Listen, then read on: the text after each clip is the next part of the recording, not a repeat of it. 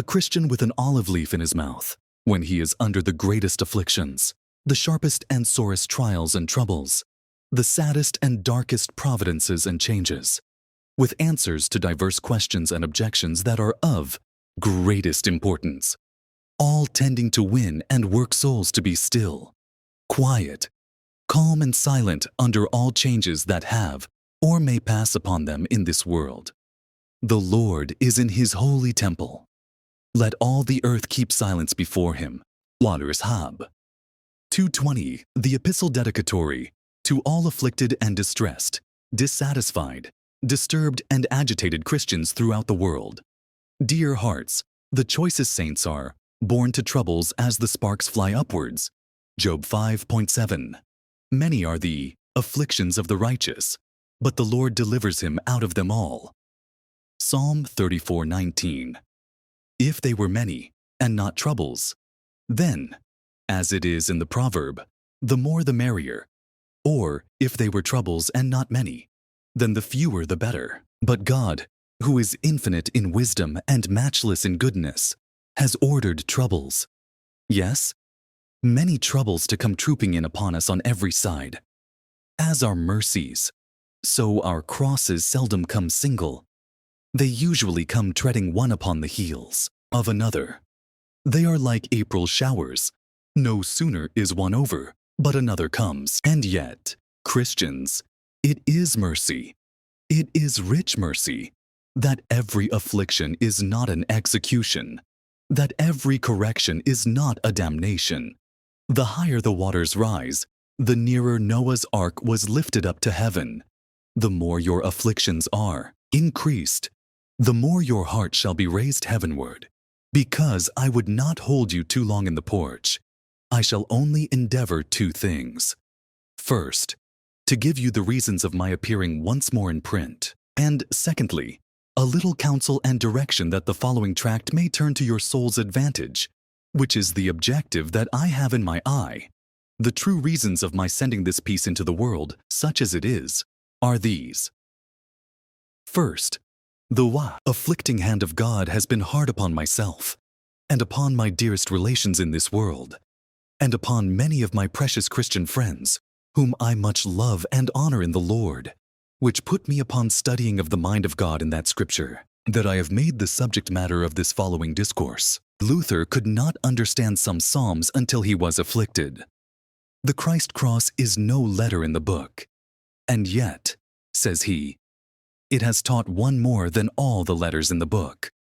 Afflictions are a golden key by which the Lord opens the rich treasure of his word to his people's souls, and this in some measure, through grace, my soul has experienced. When Samson had found honey, he gave some to his father and mother to eat. Judges 14:9-10. Some honey I have found in my following text, and therefore I may not. I cannot be such a churl as not to give them some of my honey to taste, who have drunk deep of my gall and wormwood. Augustine observes on that, 66.16. Come and hear, all you that fear God, and I will declare what he has done for my soul. He does not call them, says he, to acquaint them with speculations, how wide the earth is, how far the heavens are stretched out, what the number of the stars is, or what is the course of the sun. But come and I will tell you the wonders of his grace, the faithfulness of his promises, the riches of his mercy to my soul. Gracious experiences are to be communicated. We learn, that we may teach, is a proverb among the rabbis, and I do therefore lay in and lay up, says the heathen, that I may draw forth again and lay out for the good of many. When God has dealt bountifully with us, others should reap some noble good by us. The family, the town, the city, the country where a man lives should fare the better for his faring well. Our mercies and experiences should be as a running spring at our doors, which is not only for our own use, but also for our neighbors, yes, and for strangers too. Secondly, what is written is permanent and spreads itself further by far, for time, place, and people than the voice can reach. The pen is an artificial tongue. It speaks as well to absent as to present friends. It speaks to those who far off as well as those who are near. It speaks to many thousands at once. It speaks not only to the present age, but also to succeeding ages. The pen is a kind of image of eternity. It will make a man live when he is dead. Habakkuk 11:1. Though the prophets do not live forever, yet their labors may. Zech 1:6. A man's writings may preach when he cannot, when he may not, and when by reason of bodily distempers he dares not, yes, and that which is more, when he is not. Thirdly, few men, if any, have iron memories. How soon is a sermon preached forgotten, when a sermon written remains? Augustine, writing to Volusian, says, "That which is written is always at hand to be read when the reader is at leisure."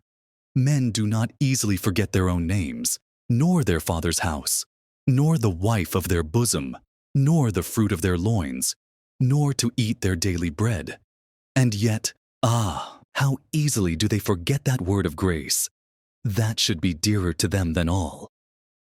Most men's memories, especially in the great concernments of their souls, are like a sieve, where the good grain and fine flour goes through, but the light chaff and coarse bran remain behind, or like a strainer, where the sweet liquor is strained out, but the dregs left behind, or like a grate that lets the pure water run away. But if there be any straws, sticks, mud, or filth, that it holds, as it were, with iron hands. Most men's memories are very treacherous, especially in good things. Few men's memories are a holy ark, a heavenly storehouse for their souls, and therefore they stand in the more need. But fourthly, its marvelous suitableness and usefulness under these great turns and changes that have passed upon us. As every wise husbandman observes the fittest seasons to sow his seed, some he sows in the autumn, and some in the spring of the year, some in a dry season and some in a wet, some in a moist clay and some in a sandy dry ground. Isaiah 28:25. So every spiritual husbandman must observe the fittest times to sow his spiritual seed in. He has heavenly seed by him for all occasions and seasons, for spring and fall, for all grounds, heads, and hearts. Now, whether the seed sown in the following treatise be not suitable to the times and seasons wherein we are cast, is left to the judgment of the prudent reader to determine. If the author had thought otherwise, this babe had been stifled in the womb. Fifthly, the good acceptance that my other weak labors have found. God has blessed them, not only to the conviction, the edification, confirmation, and consolation of many, but also to the conversion of many. Rome 15:21. God is a free agent to work by what hand he pleases, and sometimes he takes pleasure to do great things by weak means, that no flesh may glory in his presence. God will not despise the day of small things. And who or what are you that dare despise that day? The Spirit breathes upon whose preaching and writing he pleases, and all prospers according as that wind blows. John 3:8. Sixthly, that all afflicted and distressed Christians may have a proper salve for every sore, a proper remedy against every disease, at hand, as every good man so. Every good book is not fit to be the afflicted man's companion, but this is. Here he may see his face, his head, his hand, his heart, his ways, his works. Here he may see all his diseases discovered, and proper remedies proposed and applied. Here he may find arguments to silence him and means to quiet him when it is at worst with him. In every storm here he may find a tree to shelter him, and in every danger, here he may find a city of refuge to secure him, and in every difficulty, here he may have a light to guide him, and in every peril, here he may find a shield to defend him, and in every distress, here he may find a cordial to strengthen him, and in every trouble, here he may find a staff to support him. Seventhly, to satisfy some bosom friends. Some faithful friends. Man is made to be a friend and apt for friendly offices. He who is not friendly is not worthy to have a friend, and he who has a friend and does not show himself friendly is not worthy to be accounted a man. Friendship is a kind of life, without which there is no comfort of a man's life. Christian friendship ties such a knot that great Alexander cannot cut. Summer friends I value not, but winter friends are worth their weight in gold. And who can deny such anything, especially in these days, wherein real, faithful, constant friends are so rare to be found? 1 Sam 22:1-3. The friendship of most men in these days is like Jonah's gourd, now very promising and flourishing, and anon fading and withering. It is like some plants in the water, which have broad leaves on the surface of the water, but scarce any root at all. Their friendship is like melons, cold within, hot without. Their expressions are high, but their affections are low. They speak much, but do little. As drums and trumpets and flags in a battle make a great noise and a fine show, but do nothing, so these friends will compliment highly and handsomely, speak plausibly and promise lustily, and yet have neither a hand nor heart to do anything cordially or faithfully. From such friends it is a mercy to be delivered, and therefore King Antigonus was used to pray to God that he would protect him from his friends. And when one of his council asked him why he prayed so, he returned this answer: "Every man will shun and defend himself against his professed enemies. But from our professed or pretended friends, of whom few are faithful, none can safeguard himself, but has need of protection from heaven." The mute Christian under the smarting wrote, "I was dumb. I opened not my mouth, because thou dost it." Ps. So. 9. Not to trouble you with a tedious preface, wherein usually is a flood of words, and but a drop of matter. This psalm consists of 2 parts, the first exegetical or narrative, the second eutical or precative. Narration and prayer take up the whole. In the former, you have the prophet's disease discovered, and in the latter, the remedy applied. My text falls in the latter part, where you have the way of David's cure, or the means by which his soul was reduced to a still and quiet temper. I shall give a little light into the words, and then come to the point that I intend to stand upon. I was dumb. The Hebrew word ne'elamti, from alam, signifies to be mute, tongue-tied, or dumb. The Hebrew word signifies also to bind, as well as to be mute and dumb, because they that are dumb are as it were tongue-tied. They have their lips stitched and bound up. Ah, the sight of God's hand in the afflictions that was upon him makes him lay a law of silence upon his heart and tongue. I opened not my mouth, because thou didst it. He looks through all secondary causes to the first cause, and is silent. He sees a hand of God in all, and so sits mute and quiet. The sight of God in an affliction is of an irresistible efficacy to silence the heart, and to stop the mouth of a gracious man. In the words you may observe 3 things. The person speaking, and that is David. David a king, David a saint, David a man after God's own heart, David a Christian. And here we are to look upon David, not as a king, but as a Christian, as a man whose heart was right with God. The action and carriage of David under the hand of God in these words, I was dumb, and opened not my mouth.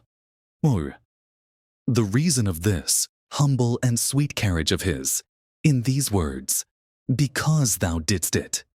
The proposition is this, doct, that it is the great duty and concernment of gracious souls to be mute and silent under the greatest afflictions, the saddest providences, and sharpest trials that they meet with in this world. For the opening and clearing up of this great and useful truth, I shall inquire, first, what this silence is that is here pointed at in the proposition. Secondly, what a gracious, a holy, silence doth include. Thirdly, what this holy silence doth not include. Fourthly, the reasons of the point, and then bring home all by way of application to our own souls. E. For the first, what is the silence here meant? I answer, there is a sevenfold silence. First, there is a stoical silence. The Stoics of old thought it altogether below a man that hath reason or understanding either to rejoice in any good or to mourn for any evil. But this stoical silence is such a sinful insensibleness as is very provoking to a holy God. Isa. 10:11. God will make the most insensible sinner sensible, either of his hand here or of his wrath in hell. It is a heathenish and a horrid sin to be without natural affections. Rom. I. 31. And of this sin Quintus Fabius Maximus seems to be foully guilty who, when he heard that his mother and wife, whom he dearly loved, were slain by the fall of an house, and that his younger son, a brave, hopeful young man, died at the same time in Umbria, he never changed his countenance, but went on with the affairs of the commonwealth as if no such calamity had befallen him. This carriage of his spoke out more stupidity than patience. Job 13. And so Harpalus was not at all appalled when he saw two of his sons laid ready dressed in a charger, when Astyages had bid him to supper. This was a sottish insensibleness. Certainly if the loss of a child in the house be no more to thee than the loss of a chick in the yard, thy heart is base and sordid, and thou mayest well expect some sore awakening judgment. This age is full of such monsters, who think it below the greatness and magnanimity of their spirits to be moved, affected, or afflicted with any afflictions that befall them. I know none so ripe and ready for hell as these. Aristotle speaks of fishes, that though they have spears thrust into their sides, yet they awake not. God thrusts many a sharp spear through many a sinner's heart, and yet he feels nothing. He complains of nothing. These men's souls will bleed to death. Seneca, Epist X, reports of Senecio Cornelius, who minded his body more than his soul and his money more than heaven. When he had all the day long waited on his dying friend and his friend was dead, he returns to his house, soups merrily, comforts himself quickly, goes to bed cheerfully. His sorrows were ended, and the time of his mourning expired before his deceased friend was interred. Such stupidity is a curse that many a man lies under. But this stoical silence, which is but a sinful sullenness, is not the silence here meant. Secondly, there is a politic silence. Many are silent out of policy. Should they not be silent, they should lay themselves more open either to the rage and fury of men, or else to the plots and designs of men, to prevent which they are silent, and will lay their hands upon their mouths, that others might not lay their hands upon their estates, lives, or liberties. And Saul also went home to Gibeah, and there went with him a band of men, whose hearts God had touched. But the children of Belial said, How shall this man save us? And they despised him, and brought him no presents. But he held his peace, or was as though he had been deaf. 1 Samuel 26:27. This new king being but newly entered upon his kingly government, and observing his condition to be but mean and low, his friends but few, and his enemies many and potent, sons of Belial, i.e., men without yoke, as the word signifies, men that were desperately wicked, that were marked out for hell, that were even incarnate devils, who would neither submit to reason nor religion, nor be governed by the laws of nature nor of nations, nor yet by the laws of God. Now this young prince, to prevent sedition and rebellion, blood and destruction, prudently and politically chooses rather to lay his hand upon his mouth than to take a wolf by the ear or a lion by the beard, wanted neither wit nor will to be mute. He turns a deaf ear to all they say, his unsettled condition requiring silence. Henry VI, Emperor of Germany, used to say, Qui nescit tacere, nescit loqui. He that knows not how to be silent, knows not how to speak. Saul knew this was a time for silence. He knew his work was rather to be an auditor than an orator. But this is not the silence the proposition speaks of. Thirdly, there it's a foolish silence. Some fools there be that can neither do well nor speak well. And because they cannot word it neither as they would nor as they should, they are so wise as to be mute. Proverb 28. Even a fool, when he holds his peace, is counted wise, and he that shutteth his lips is esteemed a man of understanding. As he cannot be wise that speaks much, so he cannot be known for a fool that says nothing.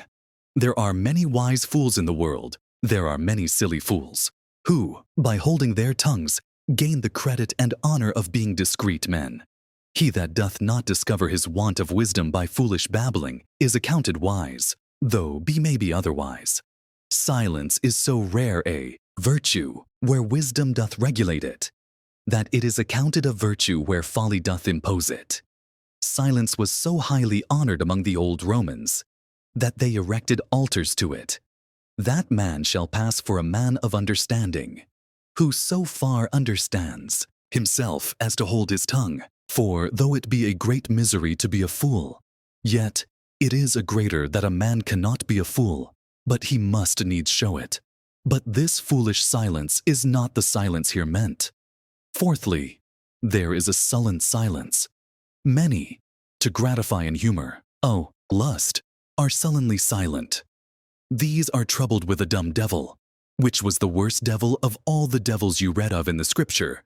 Mark the Fetish 17-28.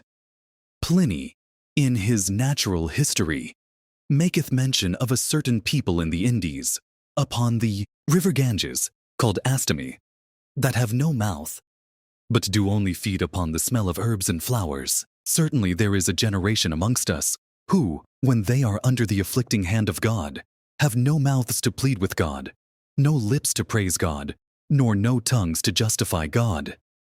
These are possessed with a dumb devil, and this dumb devil had possessed Ahab for a time. Kings 4. And Ahab came into his house, heavy and displeased, and laid him down upon his bed, and turned away his face, and would eat no bread. Ahab's ambitious humor, his covetous humor being crossed, he is resolved to starve himself, and to die of the sullens. A sullen silence is both a sin and a punishment. No devil frets and vexes, wears and wastes the spirits of a man, like this dumb devil, like this sullen silence. Some write of a certain devil, whom they call Hudgeon, who will not, they say, hurt anybody, except he be wronged. I cannot speak so favorably of a sullen silence, for that wrongs many at once, God and Christ, bodies and soul. But this is not the silence here meant. Fifthly, there is a forced silence. Many are silent perforce.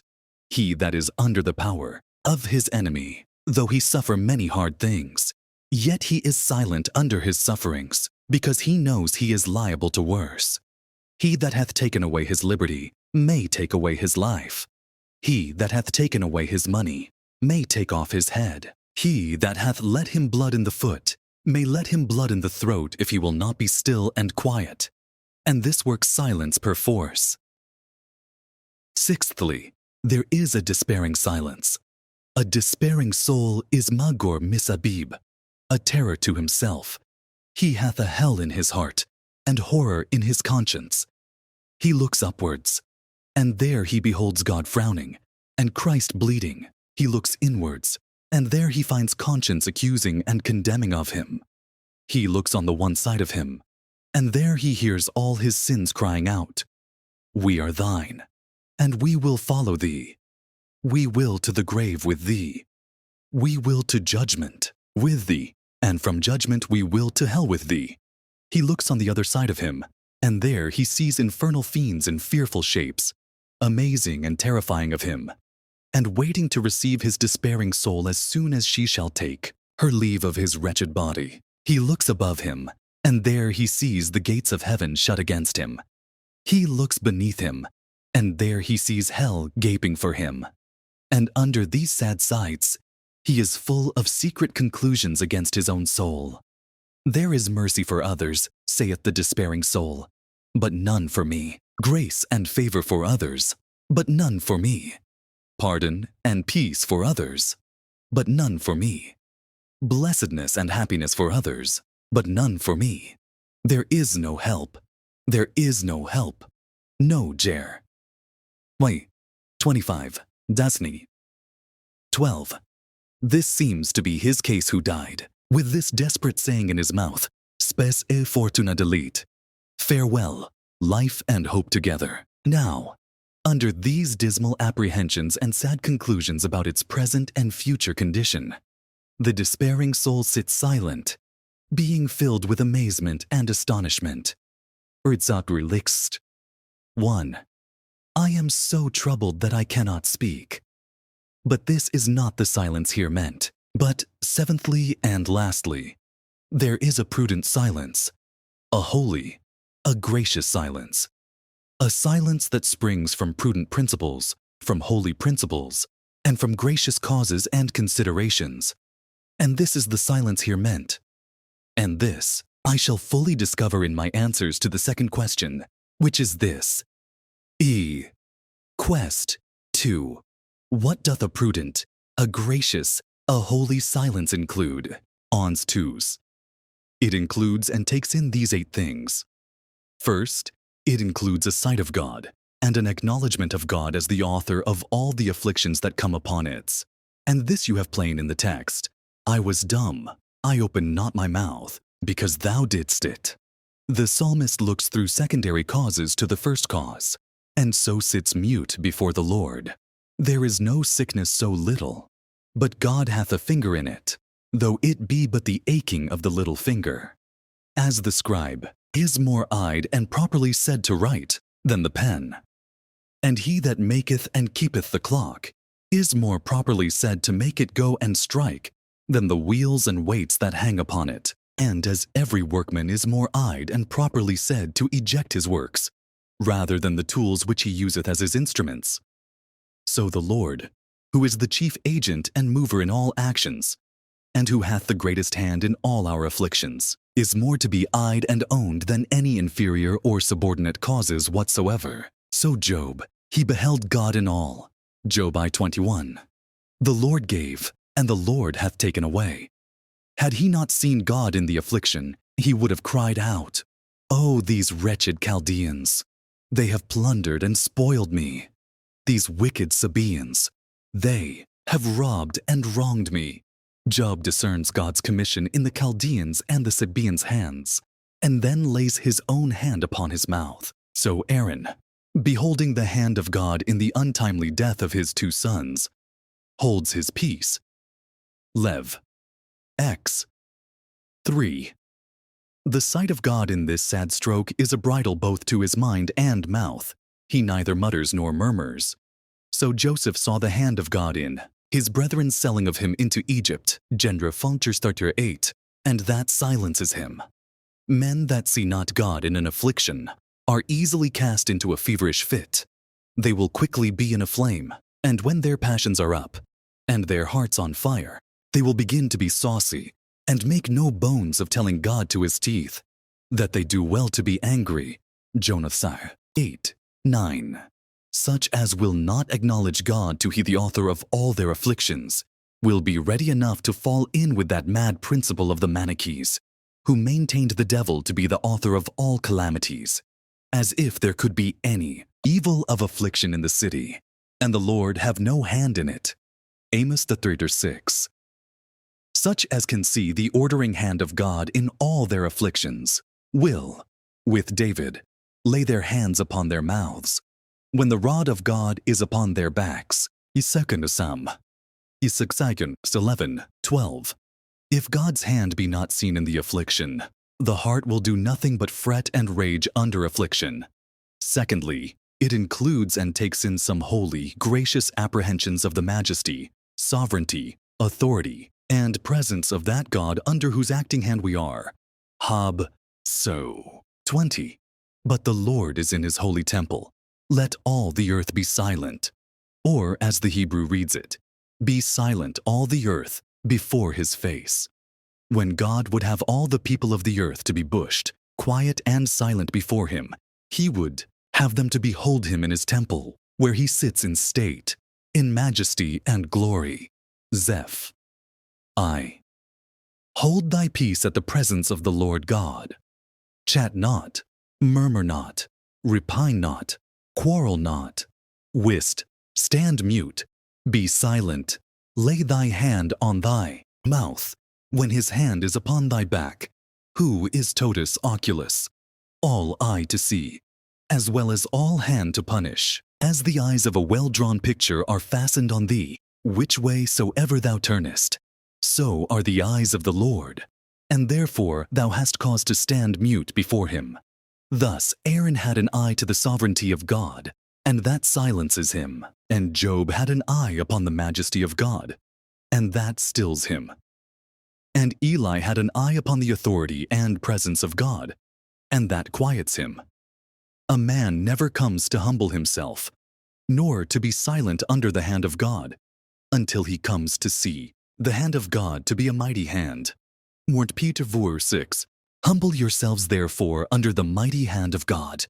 When men look upon the hand of God as a weak hand, a feeble hand, a low hand, a mean hand, their hearts rise against his hand.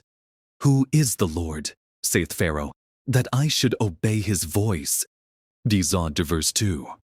And until Pharaoh came to see the hand of God as a mighty hand, and to feel it as a mighty hand, he would not let Israel go.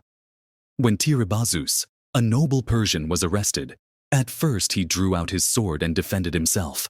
But when they charged him in the king's name, and informed him that they came from the king, and were commanded to bring him to the king, he yielded willingly. So when afflictions arrest us, we shall murmur and grumble, and struggle, and strive even to the death, before we shall yield to that God that strikes, until we come to see his majesty and authority, until we come to see him as the King of kings and Lord of lords. Isa. Daxis. 11:12. It is such a sight of God as this that makes the heart to stoop under his almighty hand. Revenue to Word 5. The Thracians, being ignorant of the dignity and majesty of God, when it thundered and lightened, used to express their madness and folly in shooting their arrows against heaven, threatening wise. As a sight of his grace cheers the soul, so a sight of his greatness and glory silences the soul. But, thirdly, gracious, a prudent silence takes in a holy quietness card. Calmness of mind and spirit under the afflicting hand of God. A gracious silence shuts out all inward heats, murmurings, frettings, quarrelings, wranglings, and boilings of heart. Yikshilkshiai. 1. Truly, my soul keepeth silence unto God, or is silent, or still. That is, my soul is quiet and submissive to God. All murmurings and repinings, passions and turbulent affections, being allayed, tamed, and subdued. This also is clear in the text. And in the former instances of Aaron, Eli, and Job, they saw that it was a father that put those bitter cups in their hands, and love that laid those heavy crosses upon their shoulders, and grace that put those yokes about their necks. And this caused much quietness and calmness in their spirits. Darius bit in his pain when the surgeon cut off his leg. Some men, when God cuts off this mercy and that mercy from them, they bite in their pain. They hide and conceal their grief and trouble. But could you but look into their hearts, you will find all in an uproar, all out of order, all in a flame. And however they may seem to be cold without, yet they are all in a hot burning fever within. Such a feverish fit David was once in. Bisa 3. But certainly a holy silence allays all tumults in the mind, and makes a man in patience to possess his own soul, which, next to his possession of God, is the choicest and sweetest possession in all the world. Luke 19. The law of silence is as well upon that man's heart and mind as it is upon his tongue, who is truly and divinely silent under the rebuking hand of God. As tongue service abstracted from heart service is no service. In the account of God, So tongue silence abstracted from heart silence is no silence in the esteem of God. A man is then graciously silent when all is quiet within and without. Isa the Menditoner.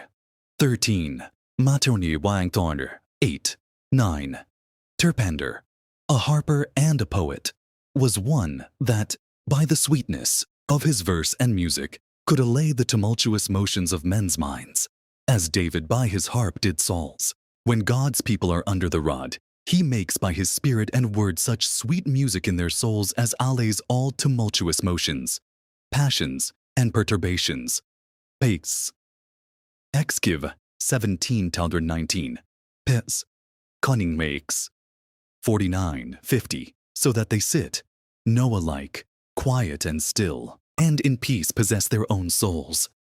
Fourthly, a prudent, a holy silence takes in and humble, justifying, clearing and acquitting of God of all blame, rigor and injustice, in all the afflictions he brings upon us. Pinsedly 4. That thou mayest be justified when thou speakest, and be clear when thou judgest, that is, when thou correctest. Thomas Brooks, The Mute Christian Under the Smarting Rod. 1. First, and that more generally, that they shall work for their good ver. 27. It is good for a man that he bear the yoke in his youth. A gracious soul secretly concludes, as stars shine, brightest in the night, so God will make my soul shine and glister like gold, whilst I am in this furnace, and when I come out of the furnace of affliction. Job. T. 10. He knoweth the way that I take, and when he hath tried me, I shall come forth as gold. Surely, as the tasting of honey did open Jonathan's eyes, so this cross, this affliction, shall open mine eyes. By this stroke I shall come to have a clearer sight of my sins and of myself, and a fuller sight of my God. Job. Tikri. 27-28. Exlower 4. 5. Thirkri. 1-7. Surely this affliction shall issue in the purging away of my dross. Isa. I. 25. Surely as plowing of the ground killeth the weeds, and harrowing breaketh hard clods, so these afflictions shall kill my sins, and soften my heart. Hosea verse 15 of Iskans. 1-3. Surely as the plaster draws out the core, so the afflictions that are upon me shall draw out the core of pride, the core of self-love, the core of envy, the core of earthliness, the core of formality, the core of hypocrisy. Urapa. Nagu Arthur 67-71. Surely by these the Lord will crucify my heart more and more to the world, and the world to my heart. Gal. Verse 14. Isiuak 6I. 1-3. Surely by these afflictions the Lord will hide pride from any soul. Job. Badir 3. 14-21. Surely these afflictions are but the Lord's pruning knives, by which he will bleed my sins, and prune my heart, and make it more fertile and fruitful. They are but the Lord's portion, by which he will clear me, and rid me of those spiritual diseases and maladies, which are most deadly and dangerous to my soul. Affliction is such a potion, as will carry away all ill humors, better than all the benedicta medicamenta, as physicians call them. Zek Jidit Adi 8, 9. Surely these shall increase my spiritual experiences. Ram. V. 3, 4. Surely by these I shall be made more partaker of God's holiness. Heb. Jeters. 10. As black soap makes white clothes, so doth sharp afflictions make holy hearts. Surely by these God will communicate more of himself unto me. Hosea the Coup. 14. Surely by these afflictions the Lord will draw out my heart more and more to seek him. Isa muta de sante. 16. Tatianus told the heathen Greeks that when they were sick, then they would send for their gods to be with them, as Agamemnon did at the siege of Troy. Send for his 10 counselors. Hosea verse 15. In their afflictions they will seek me early, or as the Hebrew hath it, they will mourning me. In times of affliction, Christians will industriously, speedily, early seek unto the Lord. Surely by these trials and troubles the Lord will fix my soul more than ever upon the great concernments of another world. John de Contierdit 1:3. Rome. De Savint 17:18. Suits Cortage Vertern 16-18. Surely by these afflictions the Lord will work in me more tenderness and compassion towards those that are afflicted. Heb. X 34:33. As that Tyrian queen said, evils have taught me to bemoan, all that afflictions make to groan. The Romans punished one that was seen looking out at his window with a crown of roses on his head. In a time of public calamity, Bishop Bonner was full of guts, but empty of bowels. I am afraid this age is full of such Bonners. Surely these are but God's love tokens. Reverend de Tandursch. 19. As many as I love, I rebuke and chasten. Seneca persuaded his friend Polybius to bear his affliction quietly, because he was the emperor's favorite, telling him that it was not lawful for him to complain whilst Caesar was his friend. So saith the holy Christian, O my soul, be quiet, be still. All is in love. All is a fruit of divine favor. I see honey upon the top of every twig. I see the rod is but a rosemary branch.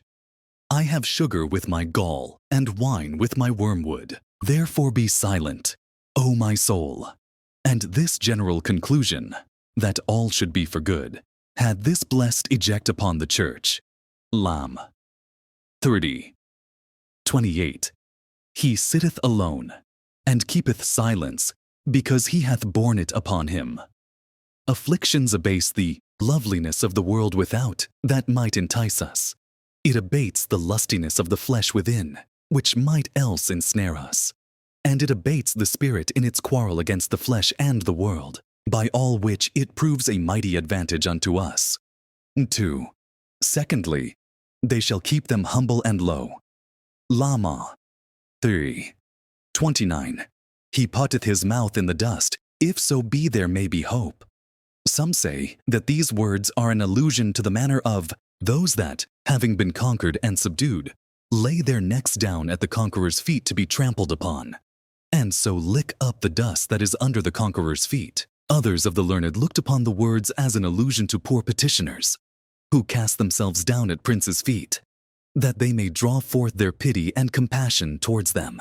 As I have read of Aristippus, who fell on the ground before Dionysius and kissed his feet when he presented a petition to him, and being asked the reason, answered, Ores habet in pedibus, he hath his ears in his feet. Take it which way you will, it holds forth this to us, that holy hearts will be humble under the afflicting hand of God. When God's rod is upon their backs, their mouths shall be in the dust. A good heart will lie lowest when the hand of God is lifted highest. Job 30:1-7, Acts the Kex 1-8. 3. Thirdly, the third soul-quieting conclusion you have in Lam. Eternsto 31. For the Lord will not cast off forever. The rod shall not always lie upon the back of the righteous. At eventide lo there is trouble, but afore morning it is gone. Isa the Neoxethron 13. As Athanasius said to his friends, when they came to bewail his misery and banishment, nubecula est, cito transibit, it is but a little cloud, said he, and it will quickly be gone. There are none of God's afflicted ones that have not their lucida intervalli, their intermissions, respites, breathing whiles.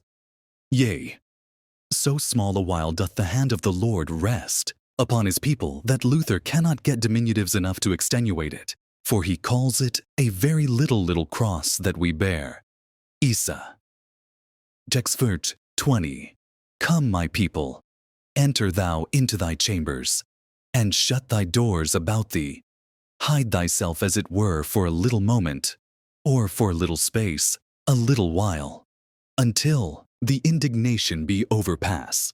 The indignation doth not transire, but per transire pass, but overpass. The sharpness, shortness, and suddenness of the saints' afflictions is set forth by the travail of a woman, John the Sifthix, on 121. which is sharp, short, and sudden. 4.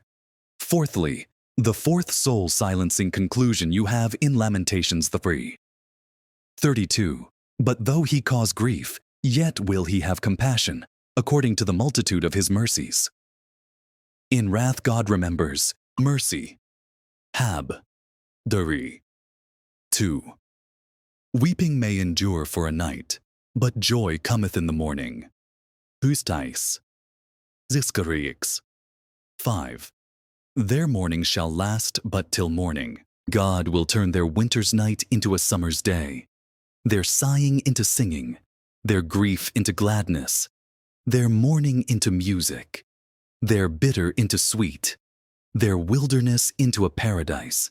The life of a Christian is filled up with interchanges of sickness and health, weakness and strength, want and wealth, disgrace and honor, crosses and comforts, miseries and mercies, joys and sorrows, mirth and mourning. All honey would harm us. All wormwood would undo us. A composition of both is the best way in the world to keep our souls in a healthy constitution. It is best and most for the health of the soul that the south wind of mercy and the north wind of adversity do both blow upon it. And though every wind that blows shall blow good to the saints, yet certainly their sins die most, and their graces thrive best, when they are under the drying, nipping north wind of calamity, as well as under the warm, cherishing south wind of mercy and prosperity. Or, fifthly, the fifth soul-quieting conclusion you have in lament. 33. For he doth not afflict willingly, or as the Hebrew hath it, from his heart, nor grieve the children of men. The Church concludes that God's heart was not in their afflictions, though his hand was. He takes no delight to afflict his children. It goes against the hair and the heart. It is a grief to him to be grievous to them, a pain to him to be punishing of them, a death to him to be striking of them. He hath no will, no motion, no inclination, no disposition to that work of afflicting of his people, and therefore he calls it his work, his strange work. Isa de Valdres. 21. Mercy and punishment, they flow from God, as the honey and the sting from the bee. The bee yieldeth honey of her own nature, but she doth not sting but when she is provoked. He takes delight in showing of mercy. Micah 18. He takes no pleasure in giving his people up to adversity. Hosea 8. Mercy and kindness floweth from him freely, naturally. He is never severe, never harsh. He never stings. He never terrifies us. But when he is sadly provoked by us, God's hand sometimes may lie very hard upon his people, when his heart, his bowels, at those very times, may be yearning towards his people. Jer. Yejijitiasai. 18:20. No man can tell how the heart of God stands by his hand. His hand of mercy may be open to those against whom his heart is set, as you see in the rich poor fool and Dives in the gospel, and his hand of severity may lie hard upon those on whom he hath set his heart, as you may see in Job and Lazarus. And thus you see those gracious, blessed, soul-quieting conclusions about the issue and event of afflictions, that a holy, a prudent silence doth include. Sixthly, a holy, a prudent silence includes and takes in a strict charge, a solemn command that conscience lays upon the soul to be quiet and still. 7. Rest in the Lord, or, as the Hebrew hath it, be silent to the Lord, and wait patiently for him. I charge thee, O my soul, not to mutter, nor to murmur. Seu, I command thee, O my soul, to be dumb and silent under the afflicting hand of God, as Christ laid a charge, a command upon the boisterous winds and the roaring, raging seas. Maturi, Lieutenant 226. Be still, and there was a great calm. So conscience lays a charge upon the soul to be quiet and still. Sanjuading Nisantri. 14. Wait on the Lord. Be of good courage, and he shall strengthen thy heart.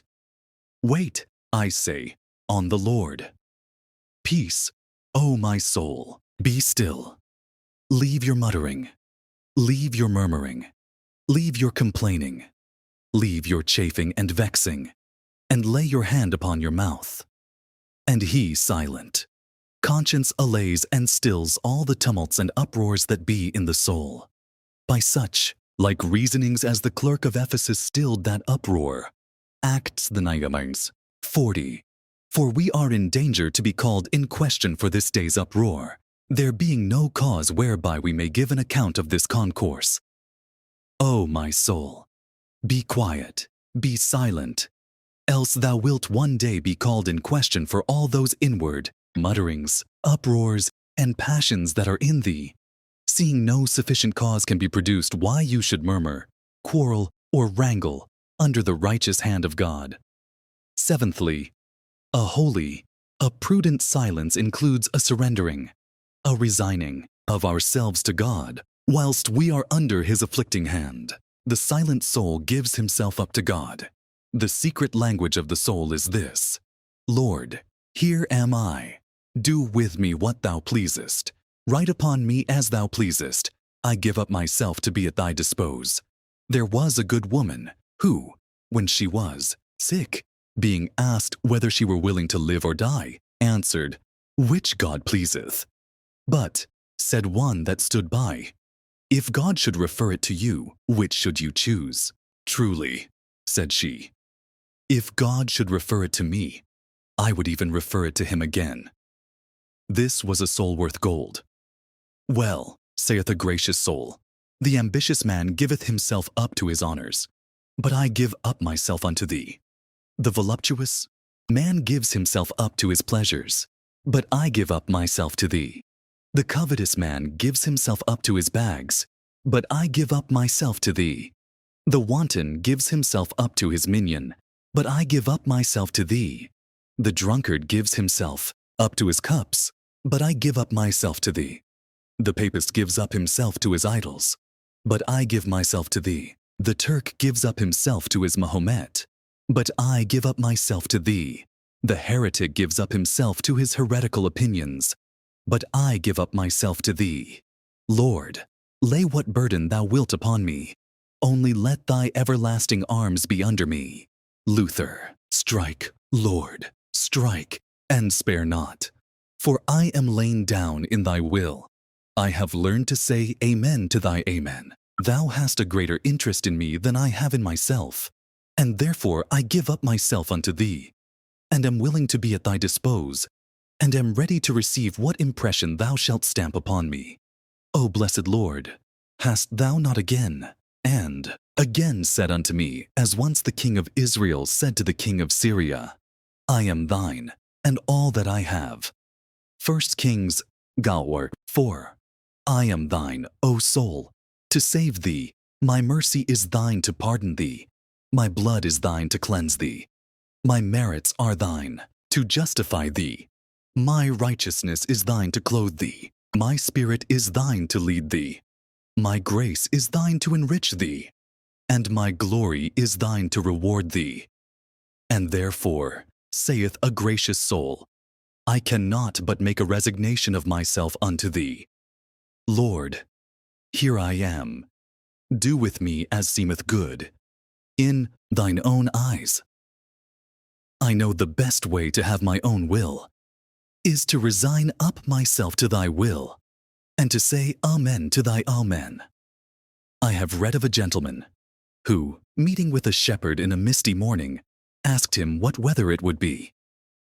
It will be, saith the shepherd, what weather pleaseth me, and being courteously requested to express his meaning, Sir, saith he, it shall be what weather pleaseth God, and what weather pleaseth God pleaseth me. When a Christian's will is molded into the will of God, he is sure to have his will. But, eighthly and lastly, a holy, a prudent silence takes in a patient waiting upon the Lord under our afflictions until deliverance comes, is X 1:1-3. Is lex yai. 5. My soul, wait thou only upon God, for my expectation is from him. Lam. The 26. It is good that a man should both hope and quietly, or as the Hebrew hath it, silently, wait for the salvation of the Lord. The husbandman patiently waiteth for the precious fruits of the earth. The mariner patiently waiteth for wind and tide. And so doth the watchman for the dawning of the day. And so doth the silent soul in the night of adversity. Patiently wait for the dawning of the day of mercy. James verse 7. 8. The mercies of God are not styled the swift, but the sure mercies of David. And therefore a gracious soul waits patiently for them. And thus you see what a gracious, a prudent silence doth include. The third thing is, to discover what a holy, a prudent silence under affliction doth not exclude. Now, there are 8 things that a holy patience doth not exclude. First, a holy, a prudent silence under affliction doth not exclude and shut out a sense and feeling of our afflictions. Sags. Sintigs. 9. Though he was dumb, and laid his hand upon his mouth, yet he was very sensible of his affliction. Verses 10, 11. Remove thy stroke away from me. I am consumed by the blow of thine hand. When thou with rebukes dost correct man for iniquity, thou makest his beauty to consume away like a moth. Surely every man is vanity. He is sensible of his pain as well as of his sin.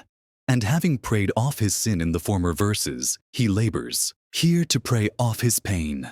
Diseases, aches, sicknesses, pains, they are all the daughters of sin.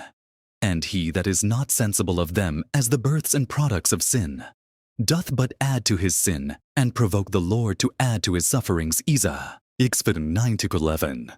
No man shall ever be charged by God for feeling his burden, if he neither fret nor faint under it. Grace doth not destroy nature, but rather perfect it.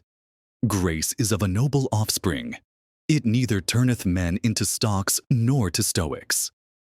The more grace, the more sensible of the tokens, frowns, blows, and lashes of a displeased father. Though Calvin, under his greatest pains, was never heard to mutter nor murmur, yet he was heard often to say, "How long, Lord? How long?" A religious commander being shot in battle, when the wound was searched and the bullet cut out, some standing by, pitying his pain, he replied, "Though I groan, yet I bless God, I do not grumble. God allows his people to groan, though not to grumble. It is a God-provoking sin to lie stupid and senseless under the afflicting hand of God. God will heat that man's furnace of affliction 7-fold hotter, who is in the furnace but feels it not." Isa. Bitikubo. 24:25. Who gave Jacob for a spoil, and Israel to the robbers? Did not the Lord, he against whom we have sinned? For they would not walk in his ways, neither were they obedient unto his law. Therefore he hath poured upon him the fury of his anger, and the strength of battle. And he hath set him on fire round about, yet he knew not, and it burned him, yet he laid it not to heart. Stupidity lays a man open to the greatest fury and severity. The physician, when he findeth that the potion which he hath given his patient will not work, he seconds it with one more violent, and if that will not work, he gives another yet more violent. If a gentle plaster will not serve, then the surgeon applies that which is more corroding, and if that will not do, then he makes use of his cauterizing knife. So when the Lord afflicts, and men feel it not, when he strikes, and they grieve not, when he wounds them, and they awake not, then the furnace is made hotter than ever. Then his fury burns. Then he lays on irons upon irons, bolt upon bolt, and chain upon chain, until he hath made their lives a hell. Afflictions are the saints' diet drink. And where do you read in all the Scripture that ever any of the saints drunk of this diet drink, and were not sensible of it? Secondly, a holy, a prudent silence doth not shut out prayer for deliverance out of our afflictions. Though the psalmist lays his hand upon his mouth in the text, yet he prays for deliverance. Ver. 10. Remove thy stroke away from me, and ver. 11. 12. Hear my prayer, O Lord, and give ear unto my cry. Hold not thy peace at my tears. For I am a stranger with thee, and a sojourner, as all my fathers were. O spare me, that I may recover strength, before I go hence and be no more. James version 13.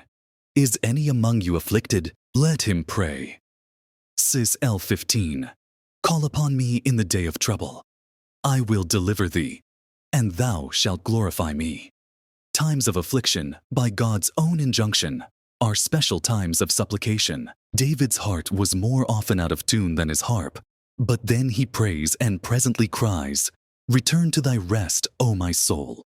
Jonah prays in the whale's belly, and Daniel prays when among the lions, and Job prays when on the dunghill, and Jeremiah prays when in the dungeon, etc. Yea, the heathen mariners, as stout as they were, when in a storm, they cry every man to his God. Jonah, der 5, 6. To call upon God, especially in times of distress and trouble, is a lesson that the very light and law of nature teaches. 3. Thirdly, a prudent silence doth not exclude men's being kindly affected and afflicted with their sins, as the meritorious cause of all their sorrows and sufferings. Lamai 3. 39, 40. Wherefore doth a living man complain, a man for the punishment of his sin? Let us search and try our ways, and turn again to the Lord. Job 4, 6. Behold, I am vile. What shall I answer thee? I will lay my hand upon my mouth. Once have I spoken, but I will not answer. Yea, thrice, but I proceed no further. Micah v1:9. I will bear the indignation of the Lord because I have sinned. In all our sorrows we should read our sins, and when God's hand is upon our backs, our hands should be upon our sins. It was a good saying of one, I hide not my sins, but I show them. I wipe them not away, but I sprinkle them. I do not excuse them, but accuse them. The beginning of my salvation is the knowledge of my transgression. When some told Prince Henry, that delicia generis humani, that darling of mankind, that the sins of the people brought that affliction on him, "Oh no," said he, "I have sins enough of my own to cause that. I have sinned, saith David, but what have these poor sheep done?" Sue, Sam. Japanese 17. When a Christian is under the afflicting hand of God, he may well say, I may thank this proud heart of mine, this worldly heart, this froward heart, this formal heart, this dull heart, this backsliding heart, this self-seeking heart of mine, for that this cup is so bitter, this pain so grievous, this loss so great, this disease so desperate, this wound so incurable. It is mine own self, mine own sin, that hath caused these floods of sorrows to break in upon me. But, fourthly, a prudent silence doth not exclude the teaching and instructing of others when we are afflicted. The words of the afflicted stick close. They many times work strongly, powerfully, strangely savingly, upon the souls and consciences of others. Many of Paul's epistles were written to the churches when he was in bonds, viz. Galatians, Ephesians, Philippians, Colossians, Philemon. He begot Onesimus in his bonds, Philem. 10. And many of the brethren in the Lord waxed bold and confident by his bonds, and were confirmed, and made partakers of grace by his ministry. When he was in bonds, Philip, Wurtakon 7, 13, 14. As the words of dying persons do many times stick and work gloriously, so many times do the words of afflicted persons work very nobly and efficaciously. I have read of one Adrianus, who, seeing the martyrs suffer such grievous things for the cause of Christ, he asked what that was which enabled them to suffer such things. And one of them named that wern cordus 9, eye hath not seen, nor ear heard, neither have entered into the heart of man, the things which God hath prepared for them that love him. This word was like apples of gold in pictures of silver. Pravar, XX 11, for it made hint not only a convert, but a martyr too. And this was the means of Justin Martyr's conversion, as himself confesseth. Doubtless, many have been made happy by the words of the afflicted. The tongue of the afflicted hath been to many as choice silver. The words of the afflicted many times are both pleasing and profitable.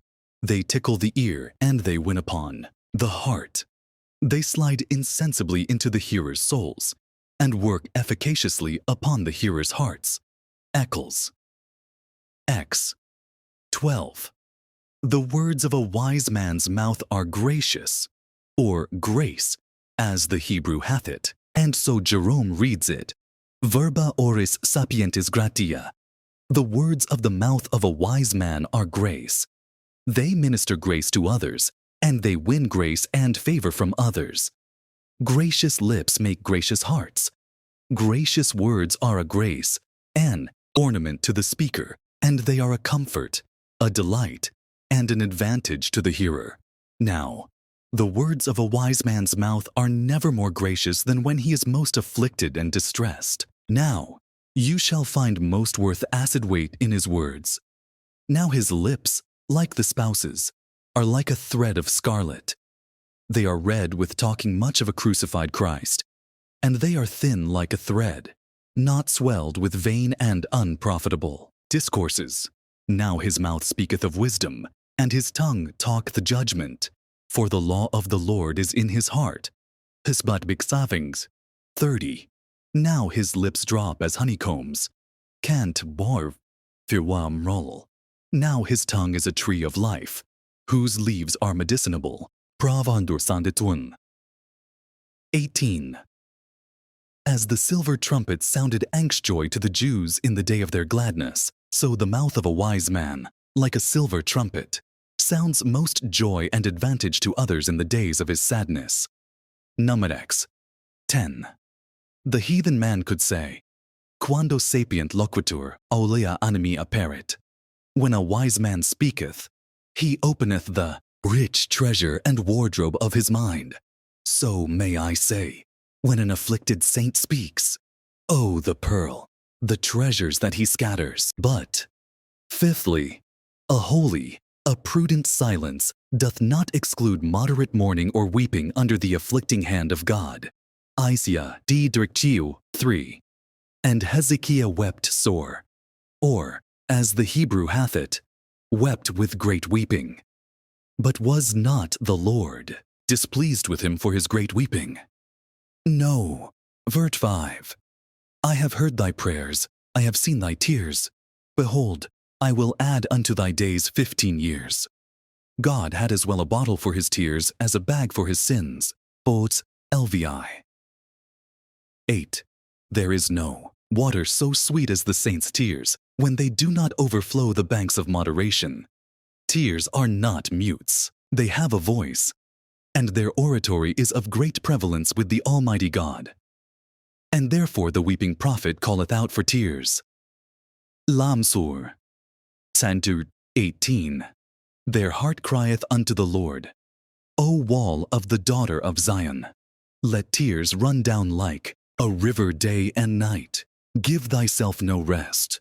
Let not the apple of thine eye cease, or as the Hebrew has it, let not the daughters of thine eye be silent. That which we call the ball or apple of the eye, the Hebrews call the daughter of the eye, because it is as dear and tender to a man as an only daughter, and because therein appears the likeness of a little daughter, upon which words saith Bellarmine, claims assidu ad Deum, non lingua, sed oculis, non verbis sed lacrimis, ista enim est oratio, quae pacere solet, cry aloud, not with thy tongue, but with thine eyes, not with thy words, but with thy tears. For that is the prayer that maketh the most forcible entry into the ears of the great God of heaven. When God strikes, he looks that we should tremble. When his hand is lifted high, he looks that our hearts should stoop low. When he hath the rod in his hand, he looks that we should have tears in our eyes, as you may see by comparing of these scriptures together.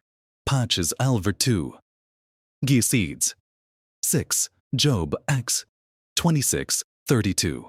Good men sleep easily, saith the Greek poet, and the better any are more inclining to weeping, especially under affliction, as you may see in David, whose tears, instead of gems, were the common ornaments of his bed, Jonathan, Job, Ezra, Daniel, etc. How, saith one, shall God wipe away my tears in heaven, if I shed none on earth? And how shall I reap in joy, if I sow not in tears? I was born with tears, and I shall die with tears. And why then should I live without them in this valley of tears? There is as well a time to weep, as there is a time to laugh, and a time to mourn, as well as a time to dance. Eccles. 4. The mourning garment among the Jews was the black garment, and the black garment was the mourning garment. 2. Why go ye mourning? The Hebrew word kedar signifies black. Why go ye in black? Sometimes Christians must put off their gay ornaments and put on their mourning garments. Exod. Coin charta 3:6. But 6. Sixthly, a gracious, a prudent silence doth not exclude sighing, groaning, or roaring under afflictions. A man may sigh and groan and roar under the hand of God, and yet be silent.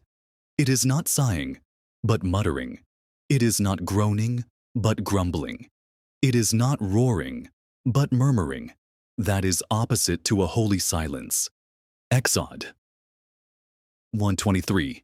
And the children of Israel sighed by reason of the bondage. Job 24. For my sighing cometh before I eat, or, as the Hebrew has it, before my meat.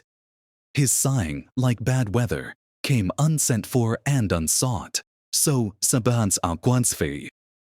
9. Lord, all my desire is before thee, and no groaning is not hid from thee.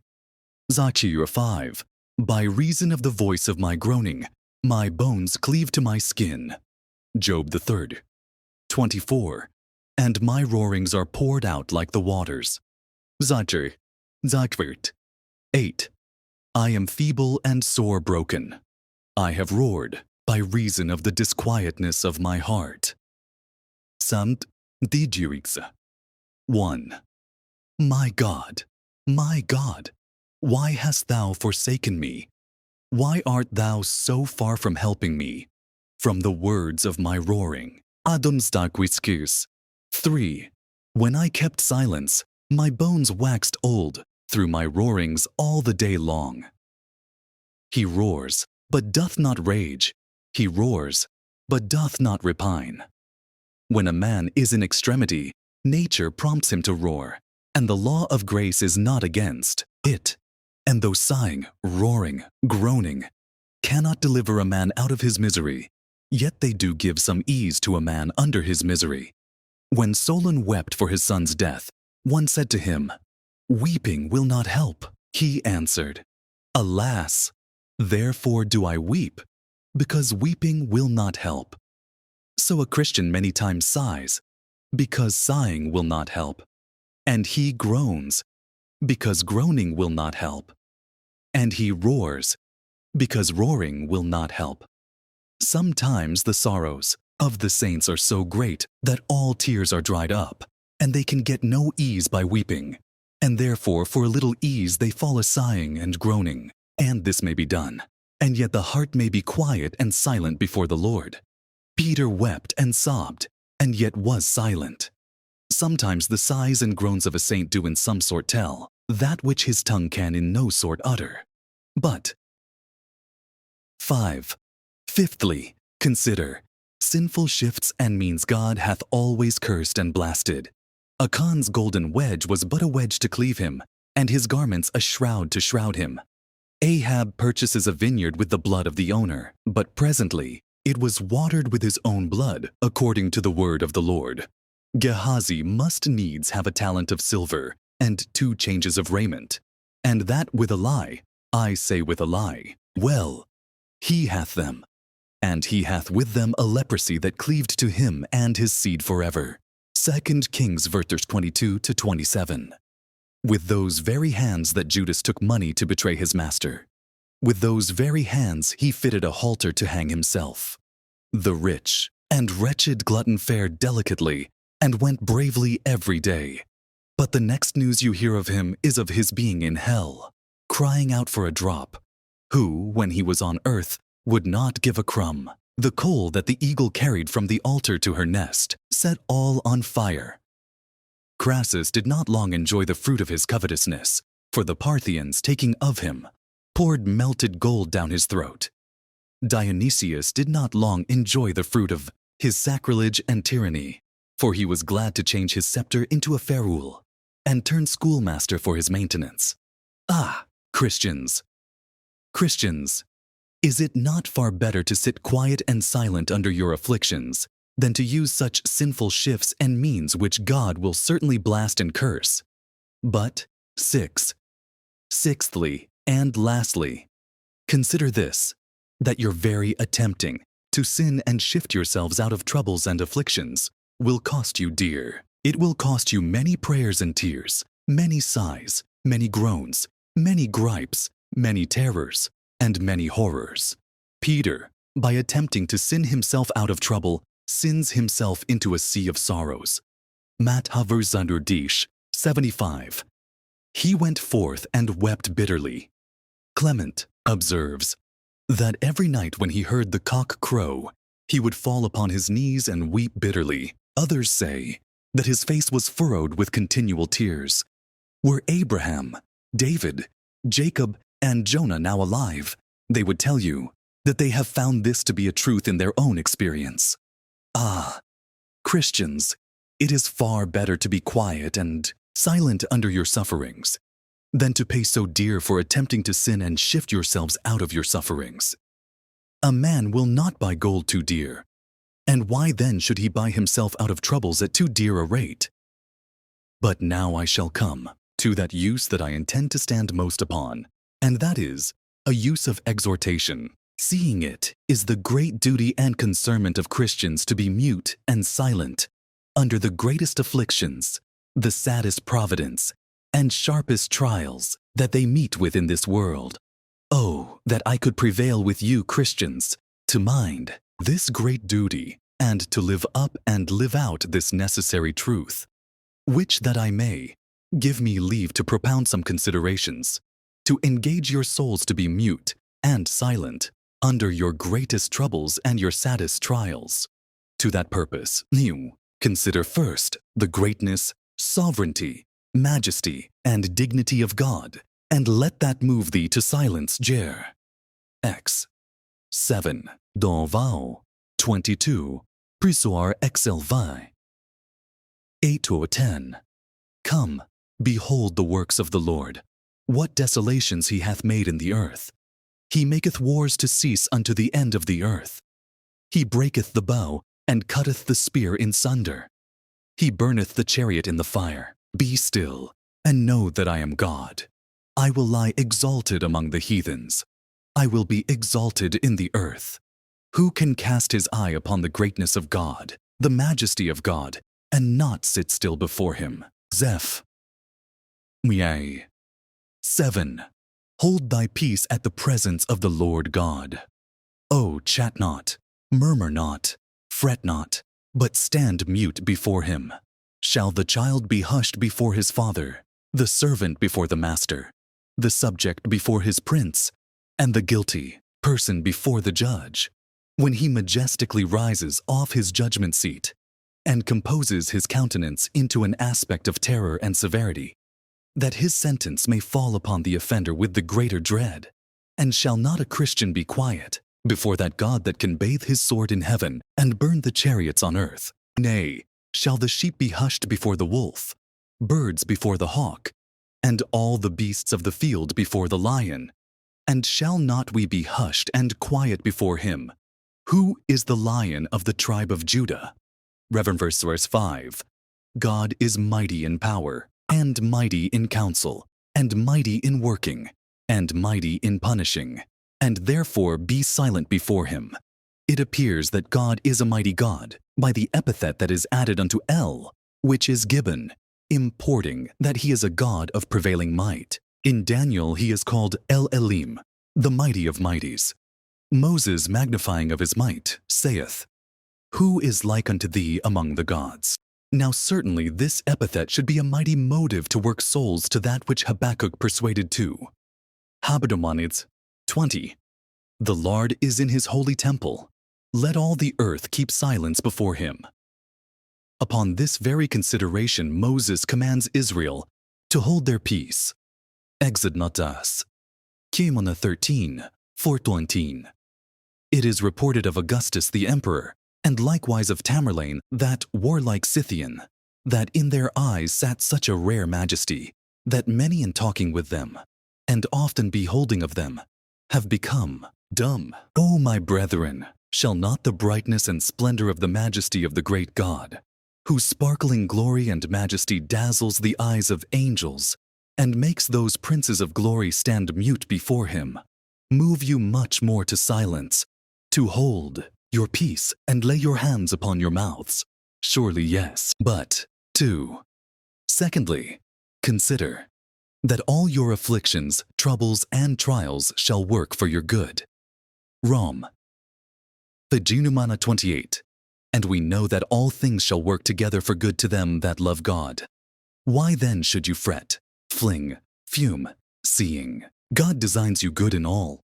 The bee sucks sweet honey out of the bitterest herbs. So God will by afflictions teach his children to suck sweet knowledge, sweet obedience, and sweet experiences, etc. Out of all the bitter afflictions and trials he exercises then with, that scouring and rubbing, which frets others, shall make them shine the brighter.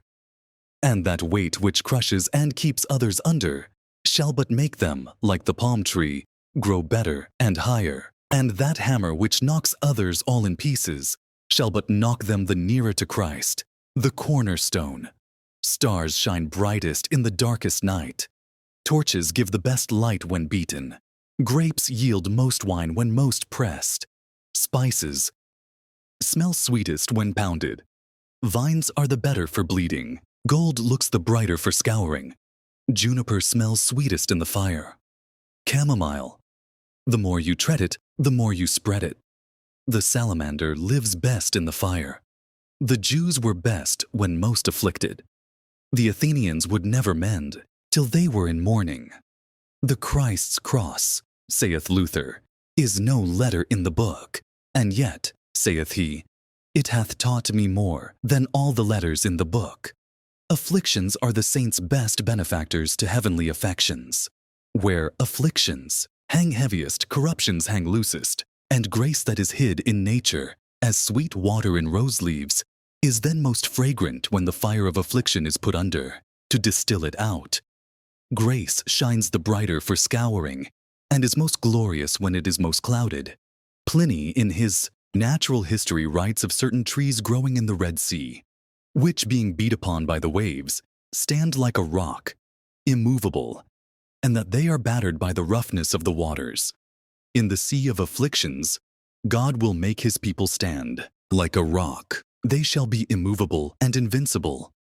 And the more the waves of afflictions beat upon them, the better they shall be. The more they shall thrive in grace and godliness. Now how should this engage Christians to be mute and silent under all their troubles and trials in this world, considering that they shall all work for their good? God chastises our carcasses to heal our consciences. He afflicts our bodies to save our souls.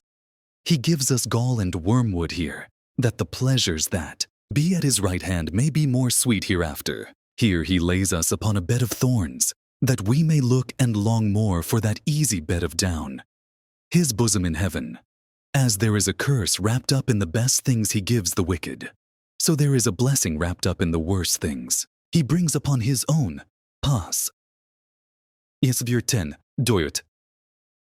Yes, 16. As there is a curse wrapped up in a wicked man's health, so there is a blessing wrapped up in a godly man's sickness. As there is a curse wrapped up in a wicked man's strength, so there is a blessing wrapped up in a godly man's weakness. As there is a curse wrapped up in a wicked man's wealth, so there is a blessing wrapped up in a godly man's wants. As there is a curse wrapped up in a wicked man's honor, so there is a blessing wrapped up in a godly man's reproach. As there is a curse wrapped up in all a wicked man's mercies, so there is a blessing wrapped up in all a godly man's crosses, losses, and changes. And why then should he not sit mute and silent before the Lord?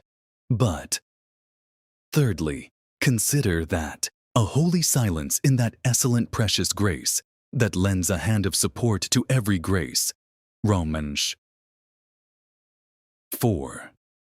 Silence is Kustos, the keeper of all other virtues. It lends a hand to faith, a hand to hope, a hand to love, a hand to humility, a hand to self-denial, etc.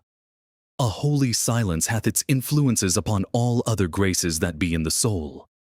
It causes the rosebuds of grace to blossom and bud forth. 9. Ninthly, consider that holy silence under afflictions and trials will give a man a quiet and peaceable possession of his own soul. In patience possess your souls. Luke 19. Now, next to the possession of God, the possession of a man's own soul is the greatest mercy in this world. A man may possess honors and riches and dear relations and the favor and assistance of friends under his trials, but he will never come to a possession of his own soul under his troubles till he comes to be mute and to lay his hand upon his mouth. Now what are all earthly possessions to the possession of a man's own soul? He that possesses himself possesses all. He that possesses not himself possesses nothing at all. He possesses not the use, the sweet, the comfort, the good, the blessing of anything he enjoys, who enjoys not himself. That man that is not master of himself, he is a master of nothing. Holy silence gives a man the greatest mastery over his own spirit. And mastery over a man's own spirit is the greatest mastery in the world. Proverbs 32. The Egyptian godless they paint upon a rock standing in the sea, where the waves come roaring and dashing upon her, with this motto, Semper idem, storms shall not move me. A holy silence will give a man such a quiet possession of his own soul, that all the storms of afflictions shall not move him. It will make him stand like a rock in a sea of troubles. Let a man but quietly possess himself, and troubles will never trouble him. But, 10thly, consider the commands and instructions that God in His Word has laid upon you to be silent, to be mute and quiet, under all the troubles, trials, and changes that have or may pass upon you. Zach 13. Be silent, O all flesh, before the Lord, for He is raised up out of His holy habitation. Isa, Exley 1. Keep silence before me, O islands. Habitausbücher Kainter 20. The Lord is in His holy temple. Let all the earth keep silence before Him. Amos verse 13. Therefore the prudent shall keep silence in that time, for it is an evil time. Pinksagselvibiers 10. Be still, and know that I am God. Psalm 4. Commune with your heart, and be still. Exod. Bshiradur 13. Stand still and see the salvation of God. On 2. Chronobonaksh. Dex 17. Stand ye still, and see the salvation of the Lord with you, O Judah and Jerusalem. Job 14. Hearken unto this, O Job. Stand still and consider the wondrous works of God. It is a dangerous thing for us to neglect one of His commands, who by another is able to command us into nothing or into hell at pleasure. To act or run cross to God's express command, though under pretense of revelation from God, is as much as a man's life is worth, as you may see in that sad story. Weound Kings 30, 24, etc.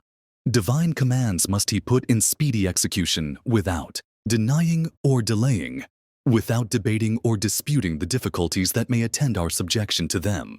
God's commands are spiritual, holy, just, and good, and therefore to be obeyed without muttering or murmurings. Divine commands are backed with the strongest reason and attended with the highest encouragements.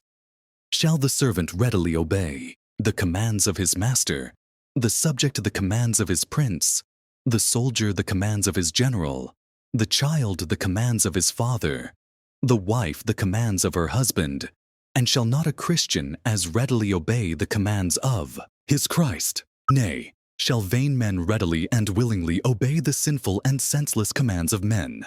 And shall not we be willing to obey the commands of God? Second, Samphon, Seite 28-29. Now Absalom had commanded his servant, saying, Mark ye now when Amnon's heart is merry with wine, and when I say unto you, smite Amnon, then kill him, fear not. Have not I commanded you? Be courageous, and be valiant. And the servants of Absalom did unto Amnon as Absalom had commanded. They made no bones of obeying the bloody commands of Absalom, against all law, reason, and religion. I have read of one Johannes Abbas who willingly fetched water near 2 miles every day for a whole year together, to pour upon a dry stick, upon the bare command of his confessor. I have also read of the old kings of Peru, that they were wont to use a tassel or fringe made of red wool, which they wore upon their heads, and when they sent any governor to rule, as viceroy in any part of their country, they delivered unto him one of the threads of the tassel, and for one of those simple threads he was as much obeyed as if he had been the king himself. Now, shall one single thread be more forcible to draw infidels to obedience than all those golden commands, last cited, shall be of force to draw you to be quiet and silent under the troubles and changes you meet with in this world? The Lord forbid.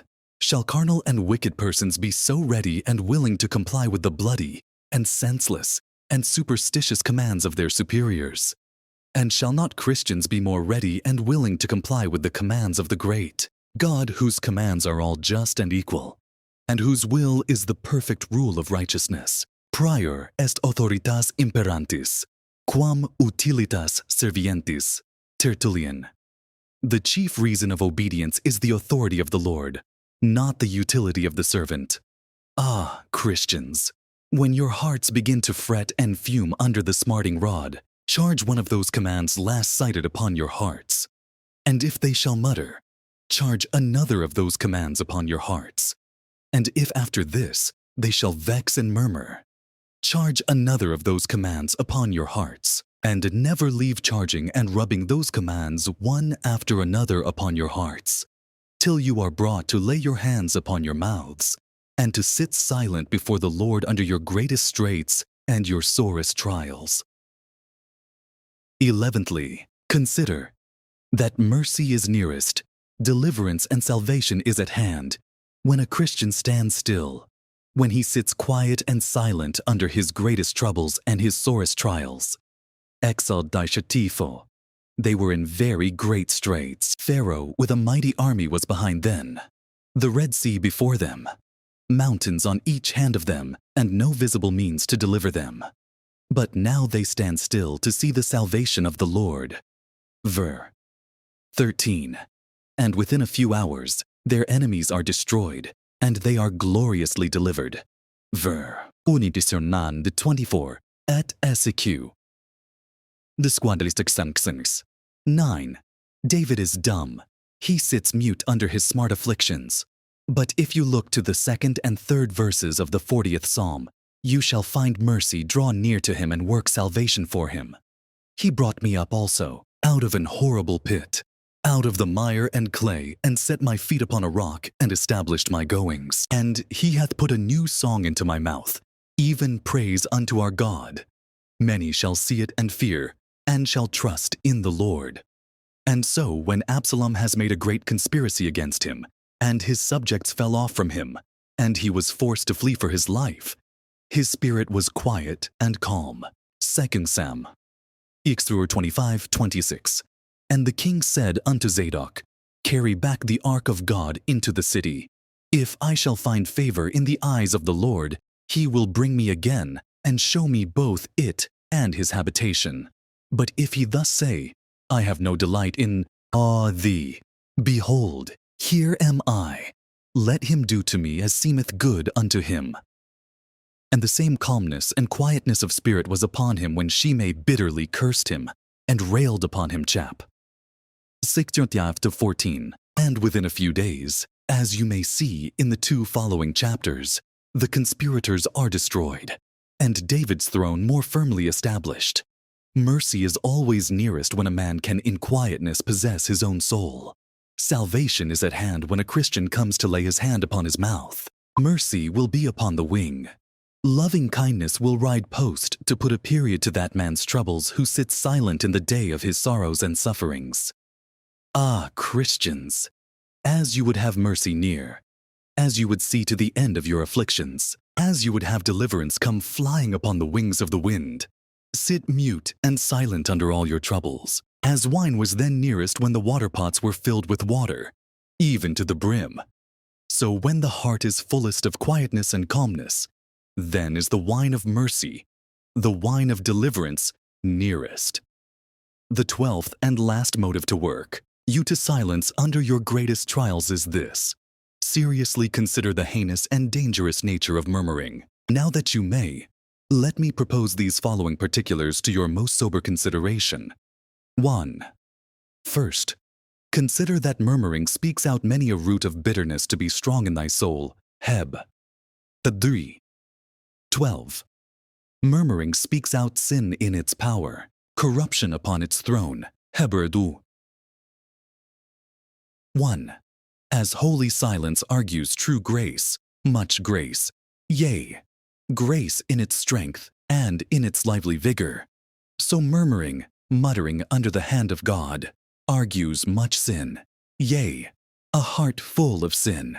It speaks out, a heart full of self-love, Exod 6:24, 6:7-8, and full of slavish fears, Num 3, 32, 33, Distributas on 1-3, and full of ignorance, John 41, 42, and full of pride and unbelief, Pesh, Sevimawash, 24, 25. Yea, they despise the pleasant land, or the land of desire, Hezbollah 19, 20. There is there pride. They believed not in his word. There is their unbelief. What follows? They murmured in their tents, and hearkened not unto the voice of God. They were sick of the sullens, and preferred Egypt before Canaan, a wilderness before a paradise. As in the first chaos there were the seeds of all creatures, so in the murmurer's heart there is not only the seeds of all sin, but a lively operation of all sin. Sin is become mighty in the hearts of murmurers, and none but Almighty God can root it out. Those roots of bitterness have so spread and strengthened themselves in the hearts of murmurers that everlasting strength must put in, or they will be undone forever. Isa, Zaksfruit 4. But 2. Secondly, consider that the Holy Ghost hath set a brand of infamy upon murmurers.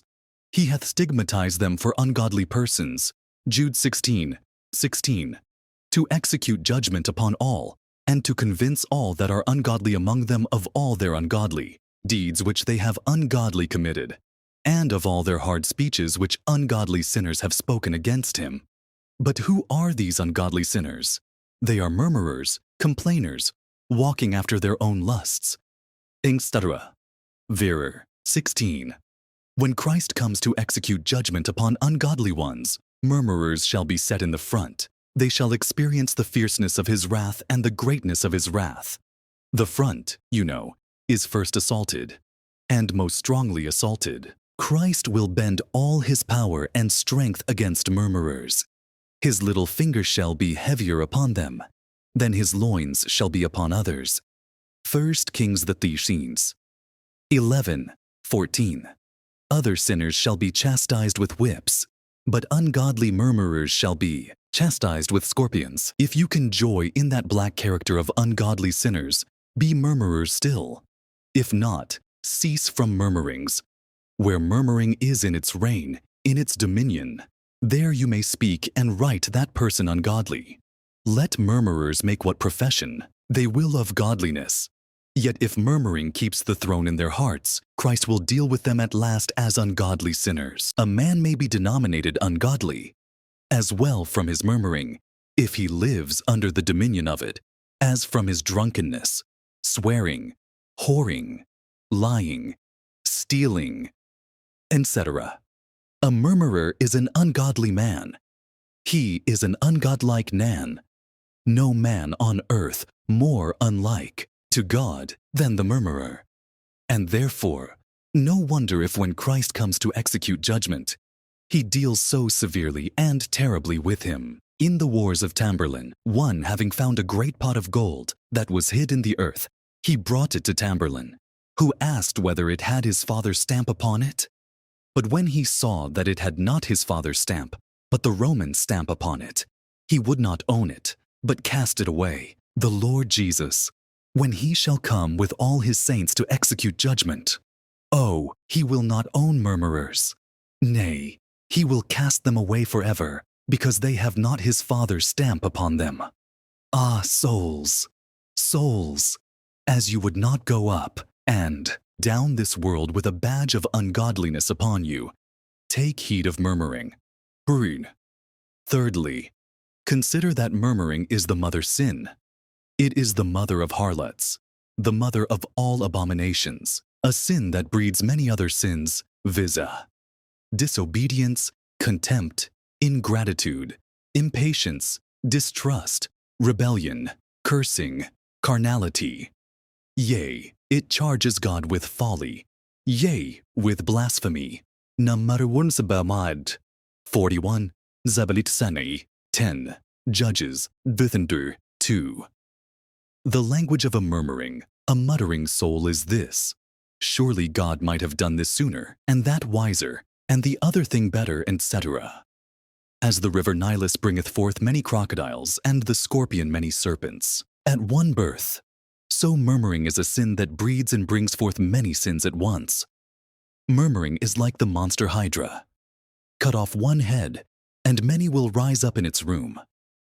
Oh, therefore, bend all thy strength against this mother sin. As the king of Syria said to his captains, fight neither with small nor great, but with the king of Israel.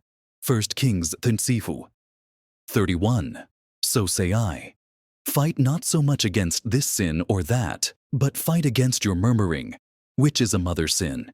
Make use of all your Christian armor.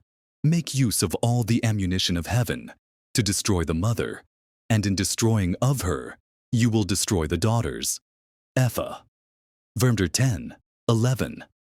When Goliath was slain, the Philistines fled. When a general in an army is cut off, the common soldiers are easily and quickly routed and destroyed.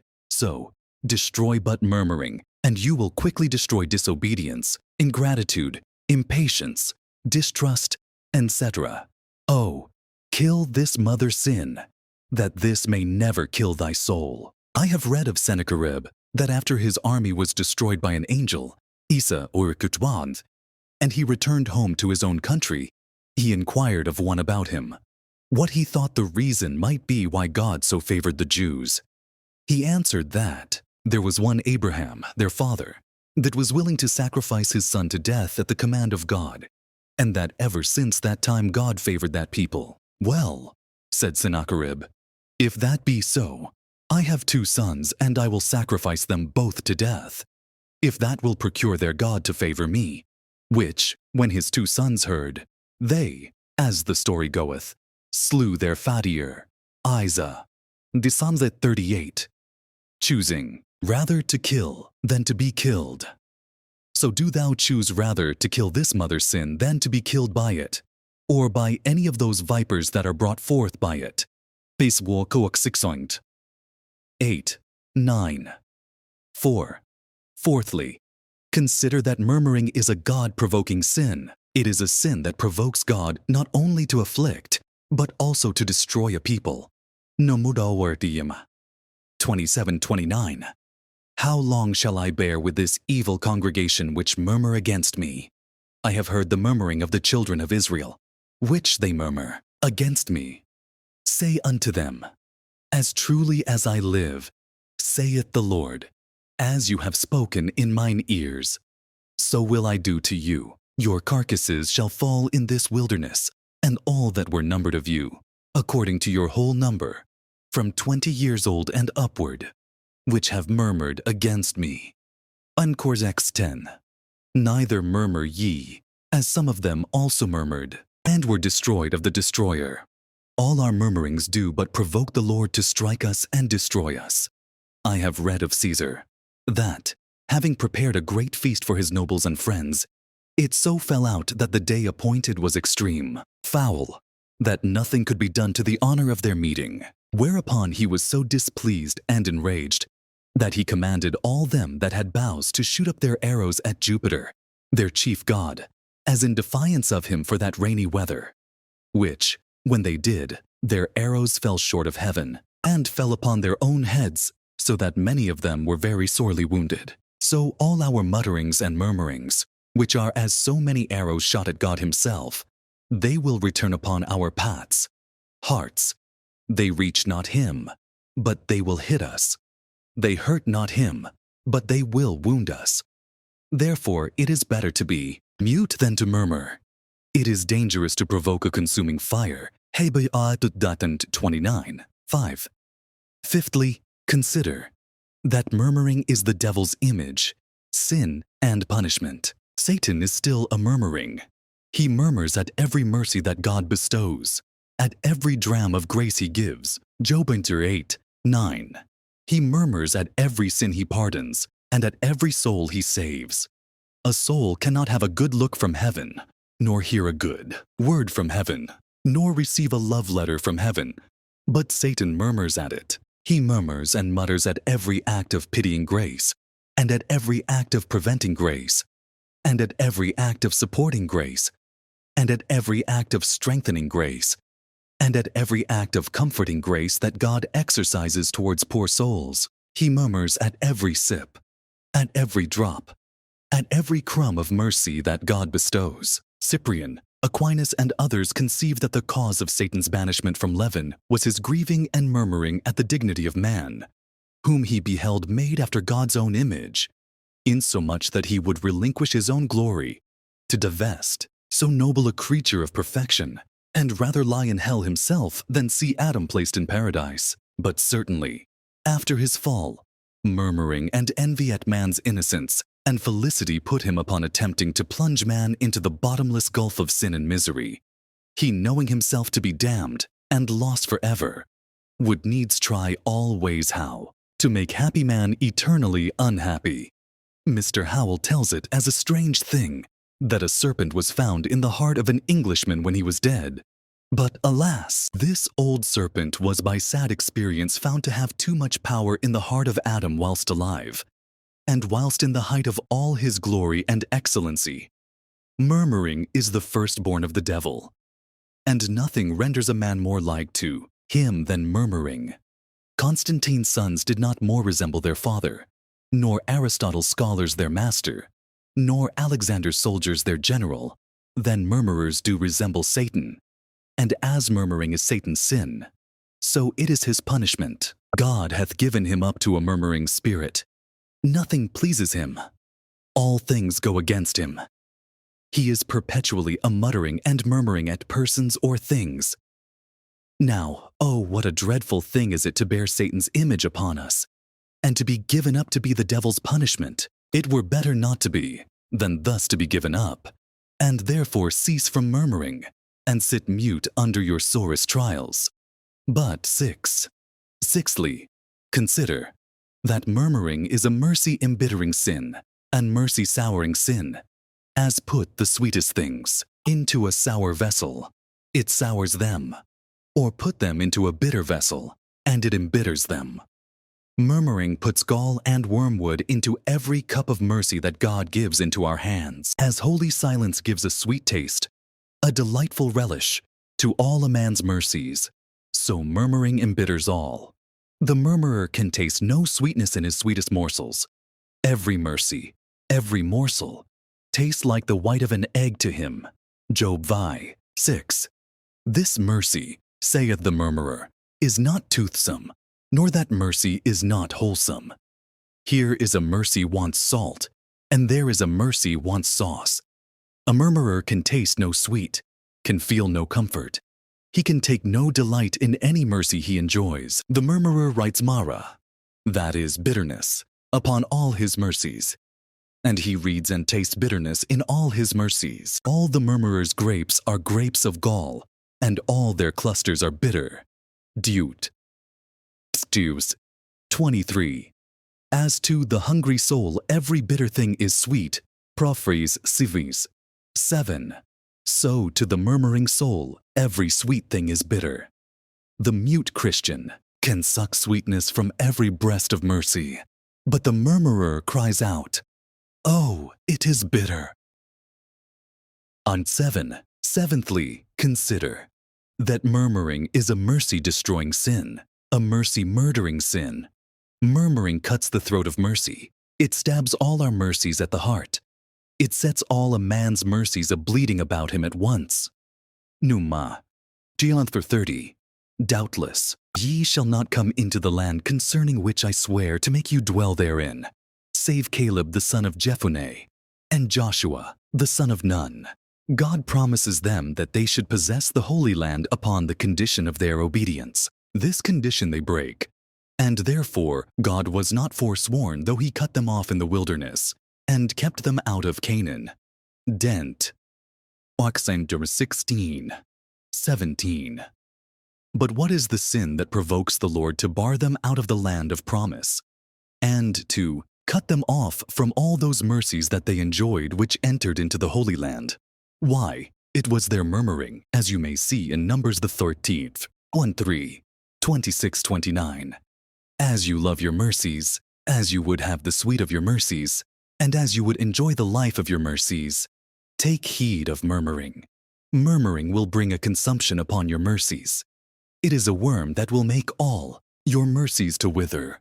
As there be some that love their mercies into the grave, and others that plot their mercies into the grave, so there be some that murmur their mercies into the grave. As you would have your mercies always fresh and green, smiling and thriving, as you would have your mercies to bed and board with you, to rise up and lie down with you, and in all conditions to attend you, murmur not. Murmur not. The mute Christians' mercies are most sweet and most long-lived. The murmurer's mercies, like Jonah's gourd, will quickly wither. Murmuring hath cut the throat of national mercies, of domestic mercies, and of personal mercies. And therefore, oh, how should men fly from it as from a serpent, as from the avenger of blood, yea, as from hell itself. 8. Eighthly, consider that murmuring unfits the soul for duty. Exod, verse 7-10. A murmurer can neither hear to profit, nor pray to profit, nor read to profit, nor meditate to profit. The murmurer is neither fit to do good, nor receive good. Murmuring unfits the soul for doings of duties. It unfits the soul for delighting in duties. It unfits the soul for communion with God in duties. Murmuring fills the soul with cares, fears, distractions, vexations, all which unfits a man for duty. 1 Cult v. 33-35. As a holy quietness and calmness of spirit prompts a man to duty, as it makes every duty easy and pleasant to the soul. Proverbs 17. So it is murmuring that unhinges the soul and indisposes the soul, so that it takes off the chariot wheels of the soul, that the soul cannot look up to God, nor do for God, nor receive from God, nor wait on God, nor walk with God, nor act faith upon God, etc. Skexler and 12. Oh, therefore, as ever you would be in a blessed preparedness, and a blessed fittedness for duty, take heed of murmuring, and sit mute and silent under the afflicting hand of God. Isa. Justvider 9-11. 9. Ninthly, consider that murmuring unmans a man. It strips him of his reason and understanding. It makes him call evil good and good evil. It puts light for darkness and darkness for light, bitter for sweet and sweet for bitter. It calls saviors destroyers and deliverers murderers. Isa. V. 18:20. As you see in the murmuring Israelites, Exod Shemtukansigd, murmuring uncrowns a man. The murmurer may say, "My crown is fallen from my head." Lam Atavur Ton 16. Murmuring strips a man of all his glory. It spoils all his excellency. It destroys the nobility of man. It speaks him out to be a base, ignoble creature. Murmuring clouds a man's understanding. It perverts the judgment. It puts out the eye of reason, stupefies his conscience. It sours the heart, disorders the will, and distempers the affections. It bebeasts a man. Yea, it sets him below the beasts that perish. For he were better be a beast than be like a beast. The murmurer is the hieroglyphic of folly. He is a comprehensive vanity. He is a man and no man. He is sottish and senseless. He neither understands God nor himself nor anything as he should. He is the man that must be sent to school to learn of the beasts of the field and the birds of the air and the creeping things of the earth. How to cease from murmuring and how to be mute. Isa. E. 8. Jer. Veeks. 6. Ah, sirs, as you would have the name, the honor, the reputation of being men, I say men, take heed of murmuring, and sit silent before the Lord. 10. Tenthly, murmuring is a time-destroying sin. Ah, the precious time that is buried in the grave of murmuring. When the murmurer should be a praying, he is a murmuring against the Lord. When he should be a hearing, he is a murmuring against the divine providences. When he should be a reading, he is a murmuring against instruments. The murmurer spends much precious time in musing how to get out of such a trouble, how to get off such a yoke, how to be rid of such a burden, how to revenge himself for such a wrong, how to supplant such a person, how to reproach those that are above him, and how to affront those that are below him, and 1,000 other ways murmurers have to expend that precious time that some would redeem with a world. As Queen Elizabeth on her deathbed cried out, "Time, time, a world of wealth for an inch of time." The murmurer lavishly and profusely trifles away that precious time. That is his greatest interest in this world to redeem. Fa Verd 16. Every day, every hour in the day is a talent of time, and God expects the improvement of it, and will charge the non-improvement of it upon you at last. Revder Vertangi. 21. 25. First, Peter the 4. 2. Caesar observing some ladies in Rome to spend much of their time in making much of little dogs and monkeys, asked them whether the women in that country had no children to make much of. Ah, murmurers, murmurers, you who by your murmuring trifle away so many godly hours and seasons of mercy. Have you no God to honor? Have you no Christ to believe in? Have you no hearts to change, no sins to be pardoned, no souls to save, no hell to escape, no heaven to seek after? Oh, if you have, why do you spend so much of your precious time in murmuring against God, against men, against this or that thing? Eternity rides upon the back of time. Hoc est momentum. This is the moment's if it be well improved. You are made forever. If not, you are undone forever. Aut mail, aut nihil, aut aliud agendo. I have read of Archias, a Lacedaemonian, Plutarch, that, whilst he was rioting and quaffing in the midst of his cups, one delivers him a letter, purposely to signify that there were some that lay in wait to take away his life, and withal desires him to read it presently, because it was a serious business and matter of high concernment to him. Oh, said he, seria cras. I will think of serious things tomorrow, but that night he was slain. Ah, murmurer, cease from murmuring, today, or else thou mayest be forever unclose by murmuring tomorrow. The old saying, nunc aut nunquam, now or never, so say I. Now or never give over murmuring, and let it swallow up no more of your precious time. What would not many a murmurer give for one of those days, yea, for one of those hours which he hath trifled away in murmuring, when it is a day too late?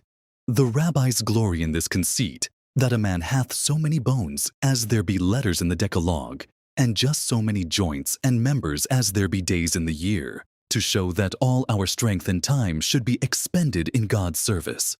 Ah, murmurers, you will gain more by one day's faithful serving of God than ever you have gained by murmuring against God.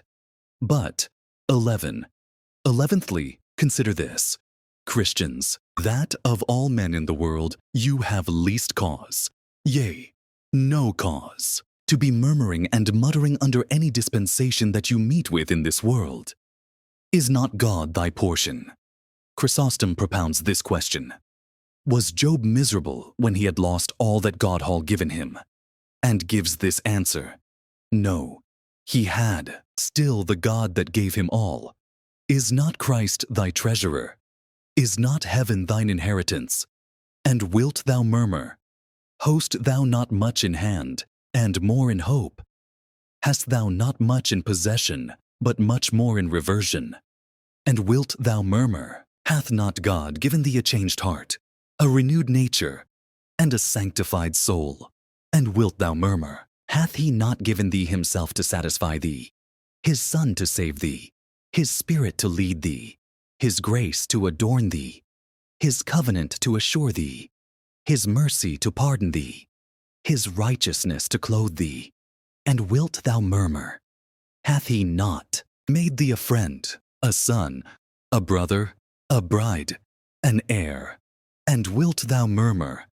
Hath not God often turned thy water into wine, thy brass into silver, and thy silver into gold? And wilt thou murmur? When thou wast dead, did not he quicken thee? And when thou wast lost, did not he seek thee?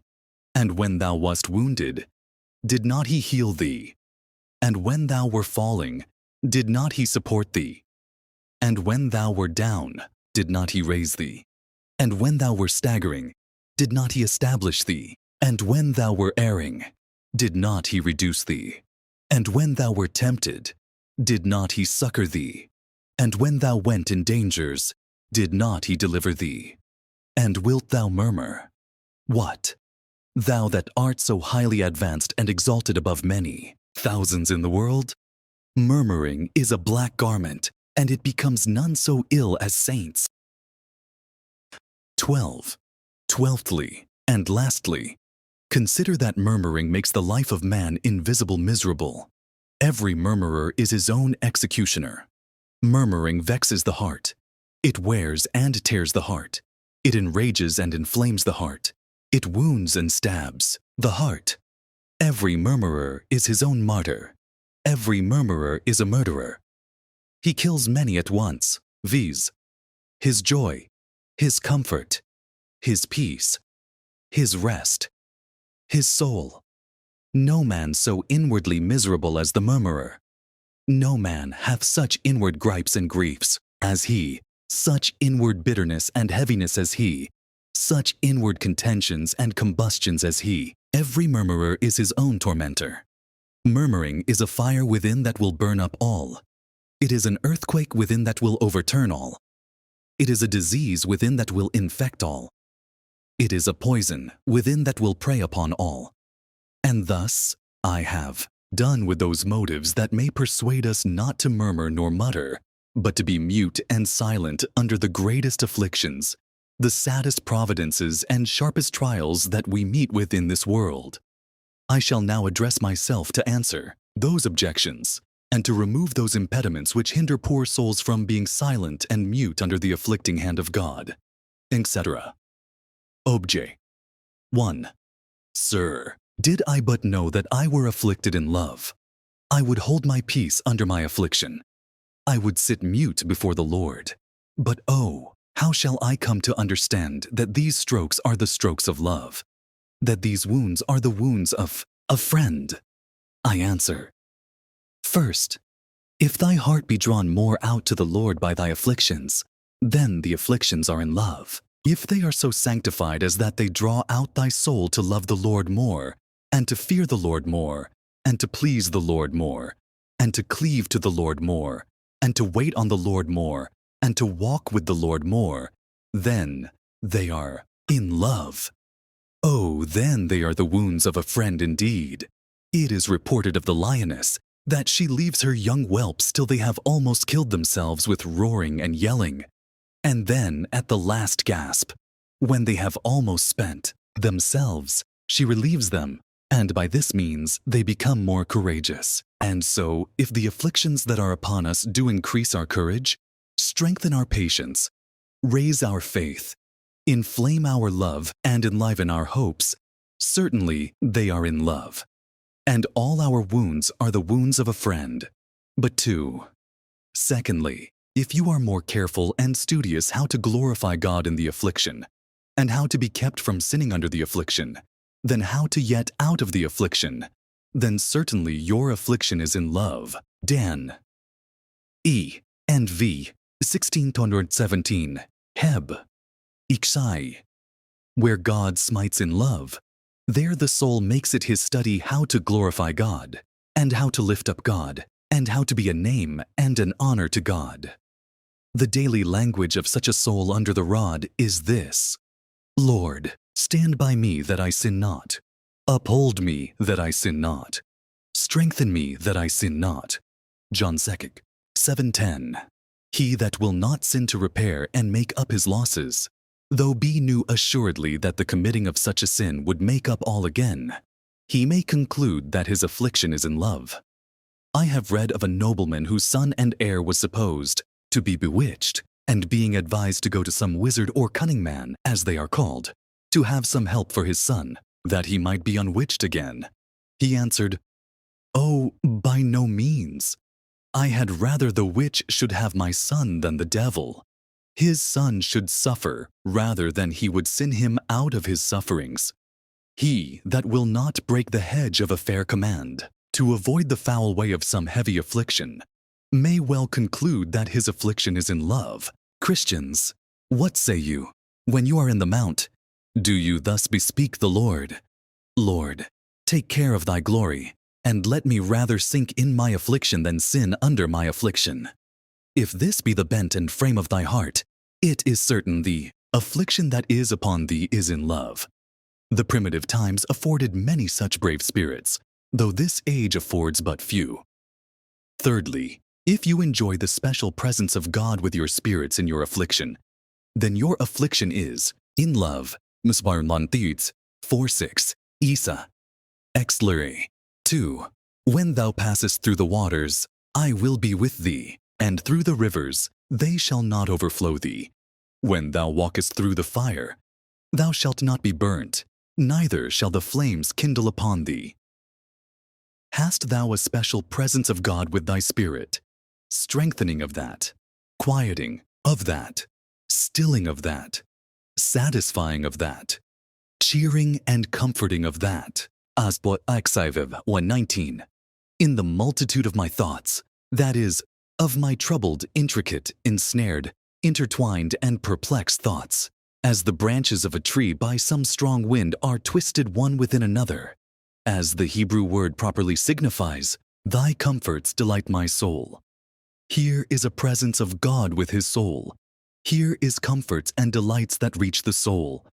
Here is a cordial to strengthen the spirit. When all things went cross with Andronicus, the old emperor of Constantinople, he took a psalter into his hand, and opening the same, he lighted upon Pasakot Lexvind. Verse 13. When the Almighty scattered kings, they shall be white as snow in Salmon, which scripture was a mighty comfort and refreshment to his spirit. Now you are to remember that Salmon signifies shady and dark. So was this mount, by the reason of many lofty fair-spread trees that were near it, but made lightsome by snow, that covered it. So that to be white as snow in Salmon is to have joy in affliction, light in darkness, mercy in misery, etc. And thus, God was to the psalmist as snow in salmon in the midst of his greatest afflictions. When Paul would wish his dear son Timothy the best mercy in all the world, the greatest mercy in all the world, the most comprehensive mercy in all the world, a mercy that carries the virtue, value, and sweetness of all mercies in it, he wishes the presence of God with his Spirit. Su, Tem. Of der 22. The Lord Jesus Christ be with thy spirit, in point of honor, in point of profit and pleasure, in point of safety and security, and in point of comfort and joy. It is the greatest blessing and happiness in this world to have the presence of God with our spirits, especially in times of trials. 2 Corinthians 16. For which cause we faint not. But though our outward man perish, yet the inward man is renewed, day by day. By the outward man, you are to understand not merely our bodies, but our persons, estates, and outward condition in this world. And by the inward man, you are to understand our souls, our persons considered according to our spiritual estate. Now, when the inward man gains new strength by every new trouble, when as troubles, pressures, afflictions, and tribulations are increased, a Christian's inward strength is increased also. When his afflictions are in love, when the presence of God is with our inward man, cheering, comforting, encouraging, strengthening, and renewing of that, we may safely conclude that all these trials, though they are never so sharp and smart, yet they are in love. I have read of a company of poor Christians that were banished into some remote parts, and one standing by, seeing them pass along, said that it was a very sad condition those poor people were in, to be thus hurried from the society of men, and to be made companions with the beasts of the field. True, said another, it were a sad condition indeed if they were carried to a place where they should not find their God. But let them be of good cheer. God goes along with them and will exhibit the comforts of his presence whithersoever they go. The presence of God with the spirits of his people is a breast of comfort that can never be drawn dry. It is an everlasting spring that will never fail. Heb. 2. 5, 6. Well, Christian, thou art under many great troubles, many sore trials. But tell me, doth God give unto thy soul such cordials, such supports, such comforts, and such refreshments that the world knows not of? Oh, then, certainly thy affliction is in love. Fourthly, if by your affliction you are made more conformable to Christ in his virtues, there certainly your afflictions are in love. Many are conformable to Christ in their sufferings, that are not made conformable to Christ in his virtues by their sufferings. Many are in poverty, neglect, shame, contempt, reproach, etc., like to Christ, who yet by these are not made more like to Christ in his meekness, humbleness, heavenliness, holiness, righteousness, faithfulness, fruitfulness, goodness, contentedness, patience, submission, subjection. Oh, but if in these things you are made more like to Christ, without all peradventure your afflictions are in love, if by afflictions the soul be led to show forth, or to preach forth, the virtues of Christ, as that word imports in that 1 Peter 9, then certainly those afflictions are in love, for they never have such an operation but where they are set on by a hand of love. When God strikes as an enemy, then all those strokes do but make a man more an enemy to God, as you see in Pharaoh and others. But when the strokes of God are the strokes of love, oh, then they do but bring the soul nearer Christ, and transform the soul more and more into the likeness of Christ. Isa. Gikstund 8:10. Jervers 3. Amos Vistarnj 1. If by thy afflictions thou art made more holy, humble, heavenly, etc., they are in love. Every afflicted Christian should strive to be honored with that eulogy of Salvian, singularis Doimini preclaris imitator, an excellent disciple of a singular master. But